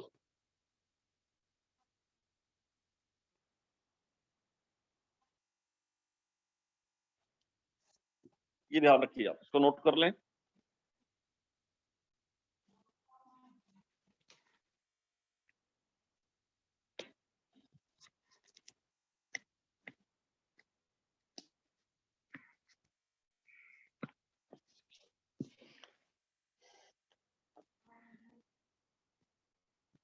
कई बार आपको ऐसा भी केस देखने को मिल जाएगा कि मान लीजिए आपको दे दिया है C double bond O OH, यानी एसिड, इधर CH2 है, इधर CH2 है, इधर CH2 है, कई सारे CH2 दे दिया, और इधर क्या दे दिया बेटा, OH यानी अल्कोहल का पार्ट, और यहाँ पे आपको दे दिया H2SO4, ऐसा दे दिया। तो अब आप देखिए क्या होगा, एक साइड में एसिड पार्ट है, कार्बोक्सिलिक एसिड है ये, दूसरे पार्ट में अल्कोहल आपको दिखाई दे रहा है, और एसिड अगर दे दिया है आपको H2SO4, तो यहां भी इंट्रामोलिकुलर एस्टरिफिकेशन हो जाएगा, यहां भी इंट्रामोलिकुलर एस्टरिफिकेशन होगा, तो क्या होगा, OH यहां से और H यहां से अगर गायब हो जाए तो एस्टर बन गया, साइक्लिक एस्टर बन गया, C डबल बॉन्ड O, इधर आप देखें ये कुछ ऐसा, ये कुछ ऐसा, ये कुछ ऐसा, और आप देखिए कि क्या बन जाएगा आपका, ये O है आपका, यहाँ पे आ जाएगा O, और ऐसा कुछ बन जाएगा, cyclic ester. This is what, cyclic ester. Same mechanism और सेम प्रोसेस के थ्रू ये भी बन जाएगा। इंट्रामोलिकुलर एस्टरिफिकेशन आप इसको बोल सकते हैं, एक ही मॉलिक्यूल में कार्बोक्सिलिक एसिड भी प्रेजेंट है और अल्कोहल भी प्रेजेंट है, तो इस तरह की रिएक्शन वहां पे हो जाएंगी, and this is called intramolecular esterification.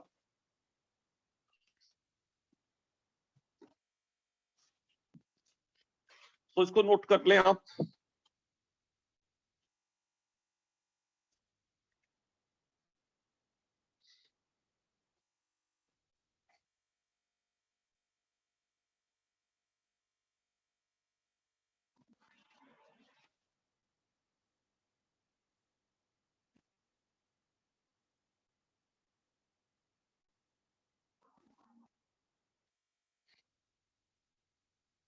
अब आता हूं मैं पॉइंट नंबर 14 पे बेटा। Point number 14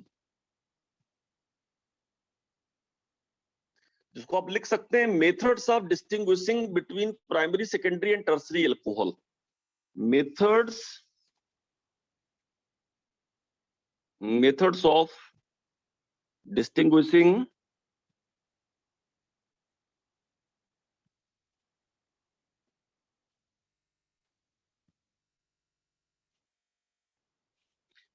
primary secondary and tertiary alcohol. Primary secondary and tertiary alcohol, यानी कैसे पहचानेंगे हम कि दिया गया एल्कोहल प्राइमरी है या सेकेंडरी है या टर्सरी है। मतलब ये बहुत ही इंपॉर्टेंट है कि लैब में आपको पहचानना है कि गिव आपको कोई एल्कोहल रैंडमली कोई एल्कोहल दे दिया है, राइट, कोई मोनोहाइड्रिक एल्कोहल आपको दे दिया है और बोला जा रहा है कि इसमें आप पहचान के बताइए कि प्राइमरी एल्कोहल है कि सेकेंडरी एल्कोहल है कि टर्सरी एल्कोहल है। सो ये एक पॉइंट है, प्रॉपर्टीज में ही मैंने लिखा है इसको, methods of distinguishing primary secondary and tertiary alcohol. कैसे पहचानेंगे प्राइमरी सेकेंडरी और टर्सरी एल्कोहल को, राइट। तो इसके लिए बेटा मैं आपको बता रहा हूं कि इसके जो मेनली 3 तरीके हैं अपने पास। इसमें मैं एक तरीका यूज कर रहा हूं। सबसे पहले मैं तरीका जो यूज कर रहा हूं बेटा वो तरीका है मेरे पास ए, मेथड नंबर ए मैं लिख रहा हूं 14 का A, that is called Lucas test. बहुत ही इंपॉर्टेंट है ये लुकास टेस्ट, नोट करें लुकास टेस्ट। प्राइमरी सेकेंडरी और टर्सरी एल्कोहल को डिस्टिंग्विश करने का एक पहला तरीका है लुकास टेस्ट, राइट। तो अब लुकास टेस्ट क्या कहता है, क्या प्रोसेस होता है। So alcohol react with an equimolar mixture of concentrated hydrochloric acid and anhydrous zinc chloride, है ना, at room temperature to form alkyl halide. मैं आपको बता रहा हूं कि आपको कोई एल्कोहल दे दिया है, सपोज करें कि आपको दे दिया एल्कोहल, एल्कोहल यानी ROH। अब इसके साथ आपको दे दिया है equimolar mixture of HCl and ZnCl2, HCl plus anhydrous ZnCl2। ध्यान रखें equimolar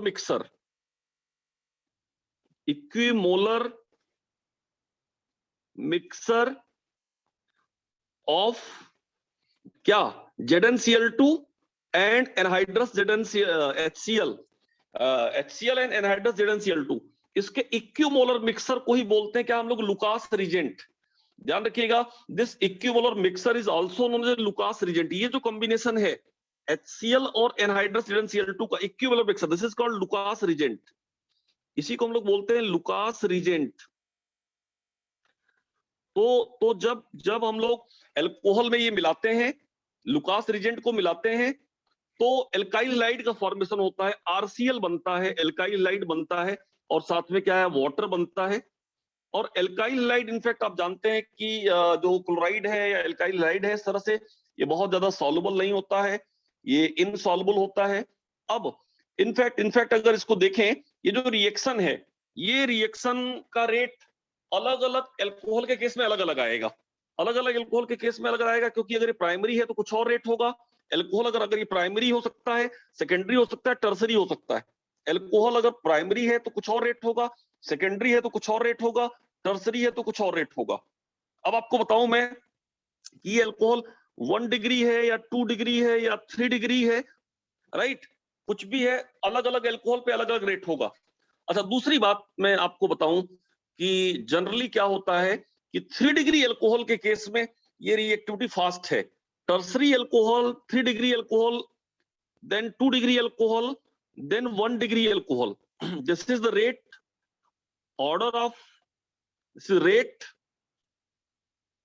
of reactivity of alcohols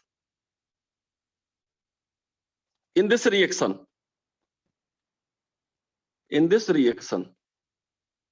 यानी टर्सरी एल्कोहल है तो बहुत फास्ट रिएक्शन देगा, सेकेंडरी थोड़ा स्लो और प्राइमरी और भी कम। लेकिन आप बोलोगे सर ये हम पहचानेंगे कैसे, लैब में हम कैसे जानेंगे। सो बेटा मैं आपको बताऊं कि जनरली ये होता है कि आपके पास अगर एल्कोहल है, समझिएगा, प्रैक्टिकली मैं बता रहा हूं। आपके पास एल्कोहल है टेस्ट ट्यूब में, ये एल्कोहल है ROH। अब इस एल्कोहल में, ये एल्कोहल आपका 1 डिग्री हो सकता है, 2 डिग्री हो सकता है, 3 डिग्री हो सकता है। अब इस एल्कोहल में आपने क्या मिला दिया? इस एल्कोहल में आपने लुकास रिजेंट, आपने एक कंटेनर में लिया Lucas reagent. This is what Lucas reagent. Lucas reagent क्या होता है मैं बता चुका हूं आपको। Lucas reagent is a equimolar mixture of concentrated HCl plus anhydrous ZnCl2 को बोलते हैं बेटा हम लोग क्या? Lucas reagent. ध्यान रखिएगा, इस equimolar mixture of this is called Lucas reagent. अब लुकास रिजेंट की ड्रॉप्स को अगर हम लोग यहां से लुकास रिजेंट की ड्रॉप्स को यहां एल्कोहल में मिलाएंगे, तो अब यहां पे होगा क्या? आपको बताएं कि जो टेस्ट ट्यूब है ये एल्कोहल, इसमें क्या केमिकल चेंज क्या होगा जो आप देख पाएंगे, आपकी आंखें जो देख पाएंगी? होगा यहाँ पे कि क्लाउडीनेस अपीयर हो जाएगी, टर्बाइडनेस अपीयर हो जाएगी। यानी इसके टेस्ट ट्यूब के ऊपर आप देखेंगे क्लाउडीनेस, बादल की, यानी कि व्हाइट टर्बाइड। आप देखेंगे क्लाउडीनेस, ये क्लाउडीनेस, ये जो व्हाइट आपको दिखाई दे रहा है क्लाउड की तरह, बादल की तरह, क्लाउडीनेस टर्बिटी अपीयर हो जाएगी वहां पे, आप देखेंगे, है ना? इसको बोलते हैं क्या? क्लाउडीनेस। ये लैब में आप देख सकते हैं इस बात को, क्लाउडीनेस। ये जो क्लाउडीनेस अपीयर हो गई, या इसी को बोलते हैं व्हाइट टर्बिटी, और we can say it is white turbidity. ये अपीयर हो जाएगी। और व्हाइट टर्बिटी किसकी है? ये this white turbidity is just because of किसकी वजह से? आरसीएल की वजह से है। आरसीएल बनने की वजह से, ऊपर जो आरसीएल आपने यहां पे बनाया देखिए आप, ये जो आरसीएल बनता है ये व्हाइट टर्बिटी इसकी वजह से बनती है। अब इस टर्बिटी के बनने के टाइम के बेस पे हम लोग बेटा प्रिडिक्ट कर सकते हैं कि एल्कोहल 1 डिग्री था या 2 डिग्री था या 3 डिग्री था, तो किस तरह का एल्कोहल था। अब यहाँ पे ऑब्जर्वेशन देखें, पहला ऑब्जर्वेशन मैं लिख रहा हूं, यहाँ पे नोट करेंगे, इफ क्लाउडीनेस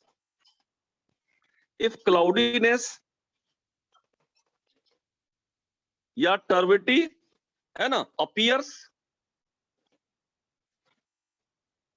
अपीयर्स इमीडिएटली, तुरंत ही, मतलब वो क्लाउडीनेस अपीयर हो जाए, जैसे ही आपने लुकास रिजेंट मिलाया वैसे ही अगर अपीयर हो जाए तो 3 डिग्री एल्कोहल होगा। If cloudiness appears immediately the alcohol is tertiary, then the alcohol is tertiary.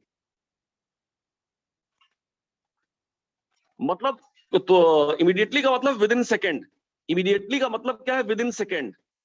मतलब जैसे ही आपने लुकास रिजेंट ऐड किया एल्कोहल में, तो विद इन सेकेंड अगर क्लाउडीनेस आ गई, तो इसका मतलब कि जो एल्कोहल था वो एल्कोहल क्या था? एल्कोहल 3 डिग्री था। दूसरा ये है कि if cloudiness appear with in 5 minute, if cloudiness appears, तुरंत तो नहीं लेकिन 5 मिनट के अंदर, अपीयर्स विद इन 5 मिनट, अगर वो क्लाउडीनेस 5 मिनट के अंदर आ गई, देन एल्कोहल इज सेकेंडरी,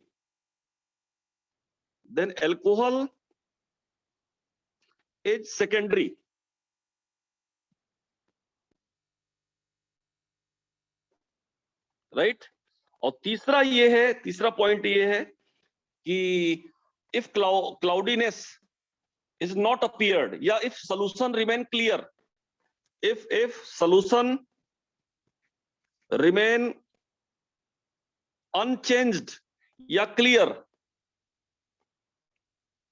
वैसे का वैसा जैसा था, है ना, that is no cloudiness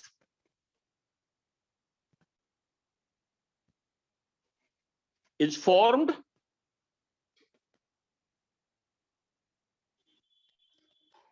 then alcohol is primary, बहुत ही इंपॉर्टेंट चीज आपके सामने है।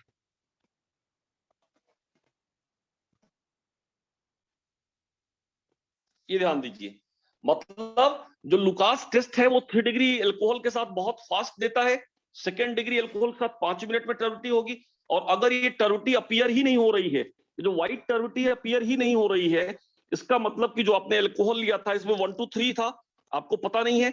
लेकिन जैसे ही एल्कोहल में आपने लुकास रिजेंट ऐड किया, लुकास रिजेंट ऐड करते ही अगर व्हाइट टर्बिडिटी अपीयर होगी तुरंत, तो एल्कोहल जो था 3 डिग्री था।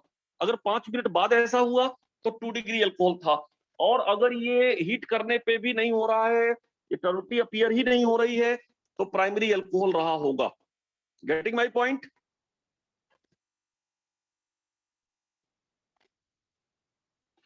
अच्छा, ये जो मैकेनिज्म है ध्यान रखिएगा, एल्काइल हाइड की मैकेनिज्म, इनफैक्ट एल्कोहल को एल्काइल हाइड में कन्वर्ट कर रहे हैं। Mechanism is mechanism intermediate, mechanism intermediate is carbocation. ध्यान रखिएगा, इसका जो इंटरमीडिएट है वो कार्बोकेटायन है, कार्बोकेटायन के थ्रू ये मैकेनिज्म होती है। अच्छा, और दूसरी बात कि 1 degree alcohol, 1 degree alcohol do not 1 degree alcohol do not give Lucas test. देख ही रहे हो, ये ध्यान रखना। लेकिन डोंट बी लकीर का फकीर, लकीर का फकीर नहीं होना है। कैसे लकीर का फकीर नहीं होना है? अब आपसे कोई कह दे कि ये बताओ कि क्या एक एल्कोहल आपके पास मैं दे रहा हूं, ये एल्कोहल क्या लुकास टेस्ट देगा? CH2OH। अब बताओ, ये एल्कोहल तो 1 डिग्री है, एल्कोहल 1 डिग्री एल्कोहल है, बताओ ये क्या लुकास टेस्ट देगा? Yes sir. एनीबॉडी? डेफिनेटली देगा। 1 डिग्री है, लेकिन इसके साथ खास बात क्या है? इसका जो कार्बोकेटायन है अच्छा है कि नहीं है? ये यस सर। 1 डिग्री है, लेकिन जो कार्बोकेटायन बनेगा वो कार्बोकेटायन बेंजाइल कार्बोकेटायन है। तो 1 डिग्री होने के बावजूद भी ये लुकास टेस्ट दे देगा। ये 1 डिग्री कार्बोकेटायन है, लेकिन स्टेबल है, रेजोनेंस स्टेबल है, तो ये पॉजिटिव टेस्ट देगा। पॉजिटिव टेस्ट, लुकास के साथ पॉजिटिव टेस्ट देगा। इसी तरह से आपको बेंजाइल दे दे, sorry allyl CH2CH double bond CH2OH। अब ये कोई पूछे कि ये तो 1 डिग्री एल्कोहल है, क्या ये लुकास टेस्ट देगा कि नहीं देगा? जरा बताओ, बोलो। देगा। क्यों? क्योंकि इसका भी कार्बोकेटायन क्या है? स्टेबल कार्बोकेटायन है। अच्छा, मान लो आपके पास कुछ ऐसा दे दिया हो, बोलो ये अल्कोहल लुकास टेस्ट देगा कि नहीं? जरा बताना। CH2OH, anybody? ये अल्कोहल लुकास टेस्ट देगा क्या? है तो 1 डिग्री है भी, लेकिन इसका जो बनने वाला नो सर। कार्बोकेटायन है बहुत ही अच्छा कार्बोकेटायन है, मुझे लगता है सुपर कार्बोकेटायन। याद करो, ये वाला कार्बोकेटायन बहुत ही अच्छा कार्बोकेटायन होता है, तो ये भी देगा। So generally yes sir. वो एल्कोहल जिनके कार्बोकेटायन, वो 1 डिग्री एल्कोहल जिनके कार्बोकेटायन को कोई एक्स्ट्रा स्टेबिलिटी नहीं मिल रही है, न तो वहां रेजोनेंस हो रहा है, न तो वहां एरोमेटिसिटी है, न तो वहां कोई एक्स्ट्रा स्टेबिलिटी का रीजन है, वैसे 1 डिग्री एल्कोहल लुकास टेस्ट नहीं देते हैं। लेकिन कुछ एल्कोहल ऐसे जो एक्सेप्शन के तौर पे मैं यहाँ पे लिख दे रहा हूँ, एक्सेप्शन जो 1 डिग्री होने के बाद भी, ये सारे के सारे, ये हो गया, ये एलाइल हो गया, या ये हो गया, या कोई और एल्कोहल जिसमें एक्स्ट्रा स्टेबिलिटी है और 1 डिग्री है वो, तो वो लुकास टेस्ट देगा। तो मुझे लगता है कि मेरी बात को आप समझ लिए होंगे कि लुकास टेस्ट का मतलब क्या है। यानी आपके पास आपके पास कोई एल्कोहल दिया है, एल्कोहल में आपको क्या करना है? लुकास रिजेंट यानी कंसंट्रेटेड HCl और एनहाइड्रस ZnCl2 का इक्विमोलर मिक्सर मिलाना है। अगर मिलाते ही टर्बिडिटी आ गई, तुरंत टर्बाइड हो गया तो 3 डिग्री, थोड़ी देर बाद हुआ तो 2 डिग्री, और नहीं हुआ तो 1 डिग्री, ऐसा मान के चलना है। सो एल्कोहल को डिटेक्ट करने का ये पहला तरीका, राइट। अब आते हैं सेकंड, ये ए हो गया, अब आते हैं सेकंड डिस्टिंग्विश करने का एक दूसरा तरीका, इसको मैं लिखता हूं बी। 14 का ही B part, dichromate test. Dichromate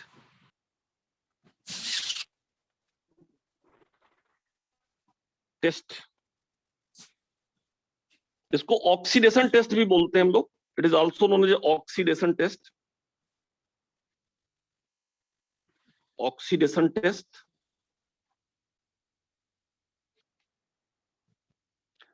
अच्छा, अब इसका ये जो टेस्ट है, this is based on the fact that 3 types of monohydric alcohol give different oxidation product.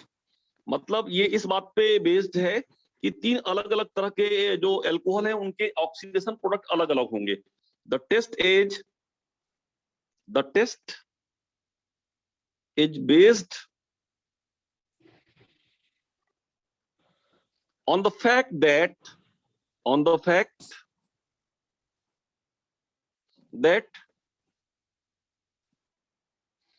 3 types of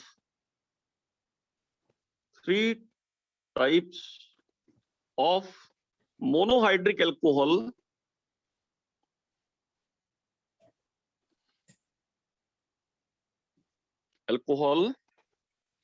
gives different oxidation product.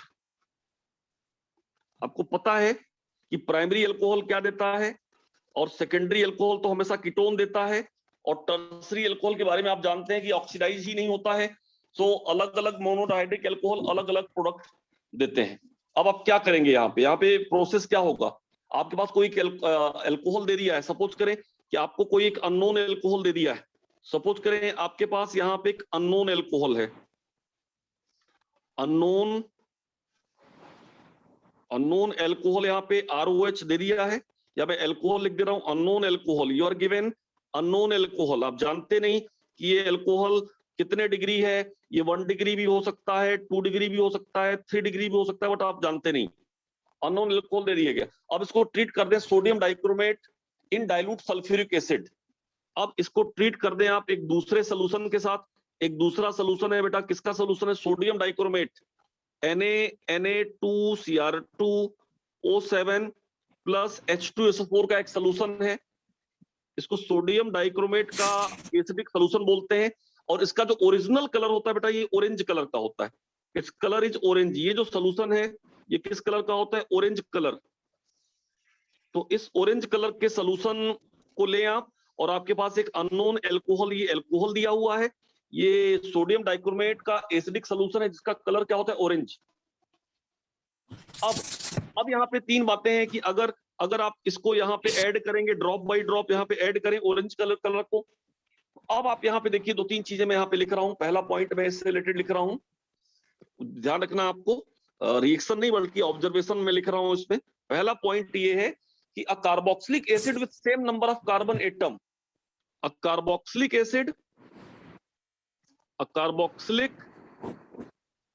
Acid with same number of carbon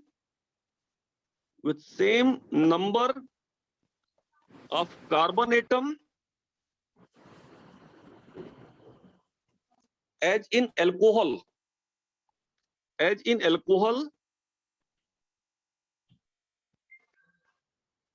if formed।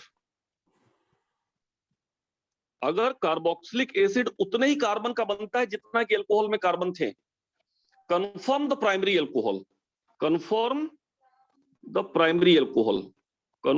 the primary alcohol।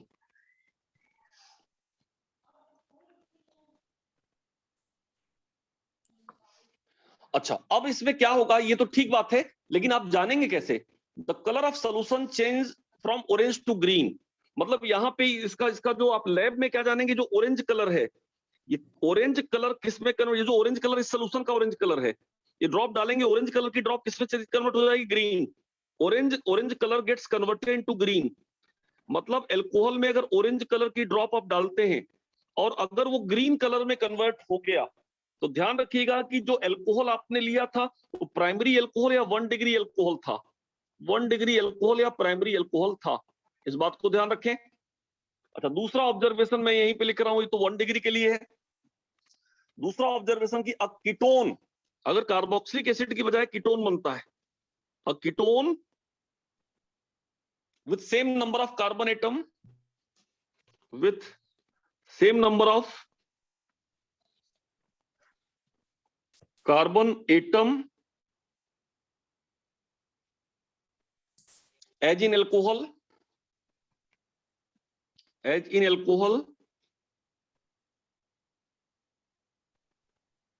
if formed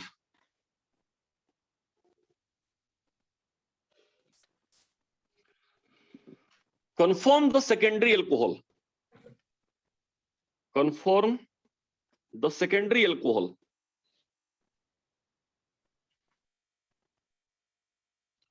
अगर ketone बनता है और ketone में उतने ही carbon होते हैं जितने कि अल्कोहल में कार्बन थे, तो सेकेंडरी अल्कोहल का कंफर्मेशन होता है। लेकिन लैब में आप कैसे जानेंगे? कलर कैसे हो जाएगा बेटा? कलर ऑरेंज से ग्रीन यहां भी हो जाएगा, यहां भी ऑरेंज से ग्रीन होगा, ध्यान रखिएगा। लेकिन कीटोन बनेगा, यहां पे फर्क ये कीटोन बनेगा, कलर ऑरेंज से ग्रीन यहां भी होगा। हालांकि फर्स्ट और सेकंड को आप डिस्टिंग्विश नहीं कर पाएंगे क्योंकि ऑरेंज से ग्रीन वहां भी है यहां भी है। तो अब ये फर्क ये है कि यहाँ पे बन क्या रहा है, ऊपर वाले में एसिड बन रहा है और नीचे वाले में क्या बन रहा है, कीटोन। तो एसिड और कीटोन का दूसरा टेस्ट लगाएंगे तो पता चल जाएगा कि एसिड है कि कीटोन है। Anyway, third point, in case of colour of solution does not change, in case of colour of solution does not change that is remain orange, it remain orange. The unknown solution is tertiary, unknown solution is tertiary, क्योंकि 3 degree alcohol क्या होता है, oxidise होता ही नहीं है। तो बहुत ही simple तरीके से ये भी एक डिस्टिंग्विश करने का तरीका है, ध्यान रखेंगे आप इस बात को कि ऑक्सीडेशन वाला टेस्ट है, आल्दो ये बहुत ज्यादा फ्रूटफुल नहीं है। ऊपर वाला टेस्ट यानी लुकास ज्यादा बेटर था, ये डाइक्रोमेट टेस्ट उतना बेटर नहीं है। फिर भी आप जानते रहिए कि ये अगर ऑब्जर्वेशन किसी प्रॉब्लम में अगर आपको ऐसा दिया है, किसी सब्जेक्टिव प्रॉब्लम में ये चीज मेंशन करी है ना, फर्स्ट सेकंड थर्ड ऑब्जर्वेशन, तो अगर सेम नंबर का कार्बोक्सिलिक एसिड बनता है, ऑरेंज ग्रीन में कन्वर्ट होता है तो प्राइमरी, सेम नंबर का कीटोन बनता है, ऑरेंज ग्रीन में कन्वर्ट होता है तो सेकेंडरी, और कलर चेंज ही नहीं होता है तो अल्कोहल क्या था, वो टर्सरी अल्कोहल था। Now most important test of the distinguishing primary, secondary and tertiary alcohol, I am writing here C, that is called Victor-Mayer test, बहुत ही important, Victor-Mayer's test, Victor-Mayer's test काफी इंपॉर्टेंट है ये primary, secondary और tertiary alcohol को distinguish करने के लिए। इसमें क्या होता है बेटा, इस टेस्ट में अल्कोहल को सबसे पहले हम लोग रिएक्ट कराते हैं। मैं आपको बताऊं इसका जो प्रोसीजर है कि आपके पास ये अल्कोहल है, अल्कोहल ये 1 डिग्री हो सकता है, 2 डिग्री हो सकता है, 3 डिग्री हो सकता है। इस अल्कोहल को सबसे पहले ट्रीट कराया जाता है बेटा HI के साथ, एक सीक्वेंस ऑफ रिजेंट लिया जाता है। सबसे पहले HI के साथ, है ना, या कई बार रेड फास्फोरस I2, HI का रिप्लेसमेंट है रेड फास्फोरस एंड HI, इसके साथ भी दोनों में से किसी एक के साथ ट्रीट किया जाएगा। और इसके बाद दोबारा ट्रीट किया जाएगा, उसी में दोबारा क्या डाला जाएगा, AgNO2, राइट। और उसके बाद फिर क्या डाला जाएगा, HNO2, उसके बाद डाला जाएगा HNO2, और फिर लास्ट में आपको डाला जाएगा NaOH, यानी कोई स्ट्रॉन्ग बेस डाला जाएगा। उसी अल्कोहल में कंटिन्यूटी में 4 रिजेंट आपको वहां पे ऐड करने हैं, और लास्ट में जो कलर आएगा उस कलर के बेस पे बेटा अपने को प्रिडिक्ट करना है कि अल्कोहल प्राइमरी था या सेकेंडरी था या टर्सरी था। तो मैं आपको बताऊं, इसको मैं प्राइमरी, सेकेंडरी, टर्सरी सबके लिए मैं लिख के बताता हूं आपको। मान लीजिए कि आपके पास प्राइमरी अल्कोहल है, 1 डिग्री अल्कोहल, 1 डिग्री ROH है। उसके लिए क्या टेस्ट होगा, एग्जाम्पल के तौर पे 1 डिग्री अगर ROH है आपके पास, तो ये चारों रिजेंट क्या रिएक्शन देंगे जरा देखिएगा। चारों रिजेंट क्या रिएक्शन देने वाले जरा देखिए। 1 डिग्री अल्कोहल का मतलब है, सपोज करें कि आपके पास है RCH2OH, RCH2, 1 डिग्री का मतलब CH2OH तो होगा उसमें। अब इसमें अगर आपने क्या मिला दिया, HI मिला दिया, HI मिला देंगे तो जो OH है वहां पे I चला जाएगा, यानी बन जाएगा RCH2I। अब इसके बाद आप यहाँ पे AgNO2, AgNO2 मिलाएंगे, AgNO2, तो AgNO2 में क्या होगा, AgI अलग हो जाएगा, NO2 आ जाएगा, यानी RCH2NO2 बन जाएगा ये। अब इस RCH2NO2 के बाद आप क्या करेंगे, क्या मिला रहे हैं, HNO2। HNO2 का स्ट्रक्चर है OHNO, OHNO है।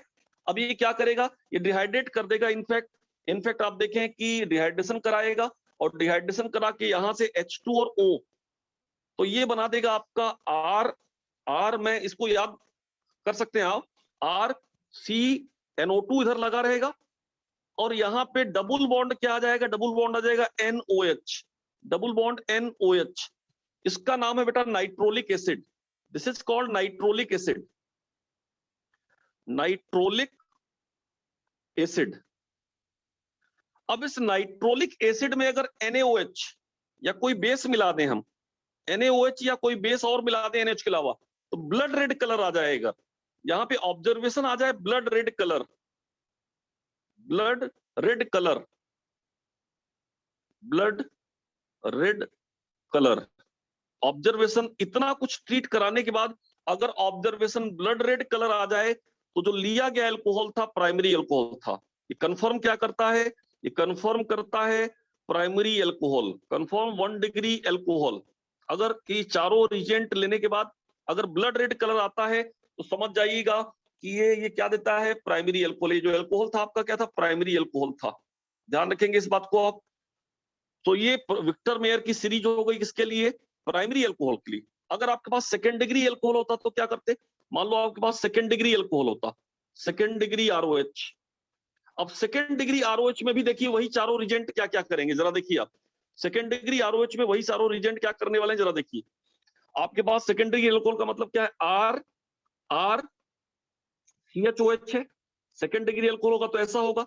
अब इसमें HI अगर लेंगे आप, HI में OH की जगह क्या हो जाएगा, I, यानी RCHI, ऐसा बन जाएगा। इसके बाद अगला रिजेंट है AgNO2, I की जगह पे NO2 आ जाएगा, यानी कि RCH, और यहां पे आ जाएगा आपका NO2। और इसके बाद फिर आपने क्या लिया है, HONO।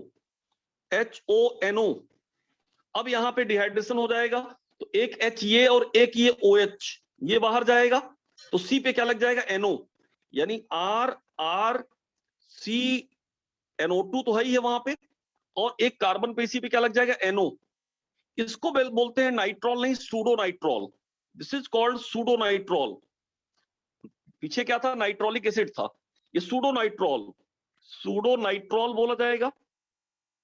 अब इस सूडो नाइट्रॉल में अगर फिर आपने NaOH मिला दिया, NaOH आपने अगर मिला दिया, तो बेटा blue colour, it will give you blue colour. अगर ब्लू कलर मिल जाता है तो आप समझ जाइएगा कि सेकेंड डिग्री अल्कोहल था, blue colour confirm 2 degree alcohol, ये हो गया। अच्छा, अगर वो 3 डिग्री अल्कोहल रहा होता, 3 डिग्री अल्कोहल अगर वो रहा होता, 3 डिग्री ROH, तो भी वही रिजेंट का टेस्ट अगर करते हैं हम 3 डिग्री, तो क्या होता, जरा देखिए 3 डिग्री के केस में क्या क्या रिएक्शन होती। 3 डिग्री अगर अल्कोहल होता तो क्या होता, R R R COH, कुछ ऐसा होता। तो पहला स्टेप तो ठीक है कि आपने HI लिया, HI लिया तो क्या होता, OH की जगह पे आ जाता आपका I, R R R, यानी C यहां पे आ जाता I। दूसरा स्टेप AgNO2 अगर लेते हैं आप इसके साथ, AgNO2, तो I की जगह पे NO2 आ जाता, यानी R R R, ये आपका NO2 आ जाता। अब अगर आप यहाँ पे HNO2 लेते, नाइट्रस एसिड लेते, HONO, अब आप देखिए कि इस कार्बन पे हाइड्रोजन बचा, इस वाले कार्बन पे कोई हाइड्रोजन है ही नहीं। अब हाइड्रोजन है नहीं तो डिहाइड्रेशन नहीं होगा, यानी नो रिएक्शन। तो न तो नाइट्रॉल बनेगा न तो सूडो नाइट्रॉल बनेगा। इसलिए अब NaOH अगर मिलाएंगे भी, NaOH मिलाएंगे भी, तो कलरलेस रहेगा, ये कलरलेस बना रहेगा। और अगर कलरलेस बना रह गया, इसका मतलब कि कंफर्म करता है 3 degree alcohol, it confirm 3 degree alcohol. इसको नोट करें।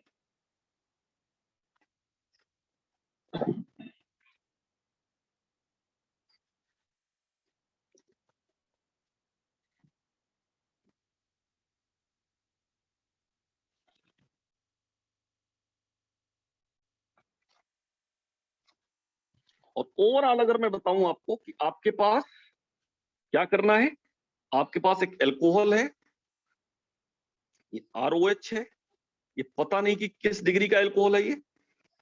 अब इस ROH में सबसे पहले आपको क्या मिलाना है, सबसे पहले आपको मिलाना है HI, इसमें HI मिला दें आप। फिर HI के बाद इसी में क्या मिला दें आप, AgNO2, AgNO2 दोबारा से इसमें आप मिला दें। AgNO2 मिलाने के बाद आपको क्या मिलाना है, HNO2 नाइट्रस एसिड, HNO2 मिला दें आप। और HNO2 मिलाने के बाद आपको क्या मिलाना है, NaOH। ये चारों रिजेंट आप यहाँ पे लास्टली आप NaOH भी यहाँ पे मिला दें। अब ये चारों मिलाने के बाद यहाँ पे कलर, यहाँ पे ऑब्जर्वेशन क्या आ रहा, यहाँ पे ऑब्जर्वेशन बेटा अगर ऑब्जर्वेशन क्या आया, blood red colour, blood red colour आया, ब्लड रेड कलर आया तो इसका मतलब क्या होगा, कौन सा एल्कोहल होगा बेटा, 1 डिग्री एल्कोहल लिया गया, एल्कोहल 1 डिग्री था। अगर ये ब्लू कलर आया, ब्लू कलर आया तो लिया गया एल्कोहल कितने डिग्री था, 2 डिग्री एल्कोहल था। और no change in colour, colour में कोई चेंज नहीं हुआ, नो चेंज, कलर में कोई भी चेंज नहीं हुआ, no change in colour, so alcohol was 3 degree. इसको बोलते हैं Victor Meyer test. So note कर लें, this is Victor Meyer test. 4 reagent से सीक्वेंस में उसको ट्रीट कराया जाता है और कलर के ऑब्जर्वेशन को देखा जाता है। अगर ब्लड रेड कलर अपीयर हुआ तो 1 डिग्री एल्कोहल यानी प्राइमरी, और ब्लू कलर तो सेकेंडरी, और अगर कलरलेस रहा, कलर में कोई चेंज नहीं आया तो 3 डिग्री एल्कोहल रहा होगा। तो आई होप कि आपका जो एल्कोहल वाला पार्ट है काफी हद तक इनफैक्ट आप कह सकते हैं कि फिनिश हो गया है। अब एल्कोहल में एक आध एल्कोहल ऐसे हैं जो IIT में तो नहीं, लेकिन नीट के पॉइंट ऑफ व्यू से उनकी कुछ प्रॉपर्टीज मुझे डिस्कस करनी है अगली क्लास में, जैसे एथाइलिन एल्कोहल और इनफैक्ट ग्लिसरीन। डाईहाइड्रिक में एथाइलिन एल्कोहल थोड़ा सा बताना है आपको, और थोड़ा सा ही आपको बताना है ग्लिसरीन, यानी आधे घंटे का काम है ये IIT JEE वाला पार्ट खत्म हो गया यहाँ से, एल्कोहल वाला पार्ट। अब इसके बाद आएगा ईथर, ईथर के बाद आएगा फिनॉल। तो ईथर भी मुझे लगता है 1 या 2 लेक्चर का है, मैं उस पर भी काम कर रहा हूं, आपको हो सकता है कि रिकॉर्डिंग प्रोवाइड करूं या लाइव क्लास जैसा भी रहेगा। तो अब इसके बाद आधे घंटे आपको ग्लाइकॉल ग्लिसरीन बताने के बाद ईथर चालू हो जाएगा अगली क्लास में, और ईथर के बाद फिर फिनॉल। तो मुझे लगता है कि यहाँ तक काफी थारोली हम लोगों ने डिस्कस किया। इन सब चीजों को आप नोट्स बनाते चलिए और पढ़ते चलिए, और फिर लास्ट में चैप्टर खत्म हो जाएगा तो फिर हम लोग इसकी सब्जेक्टिव प्रॉब्लम और कॉन्सेप्चुअल प्रॉब्लम भी डिस्कस करते चलेंगे। तो चलिए, thank you to all of you, attendance लगाइए, मिलते हैं नेक्स्ट क्लास में। Thank you. ओके बेटा, थैंक यू सर। ओके बेटा।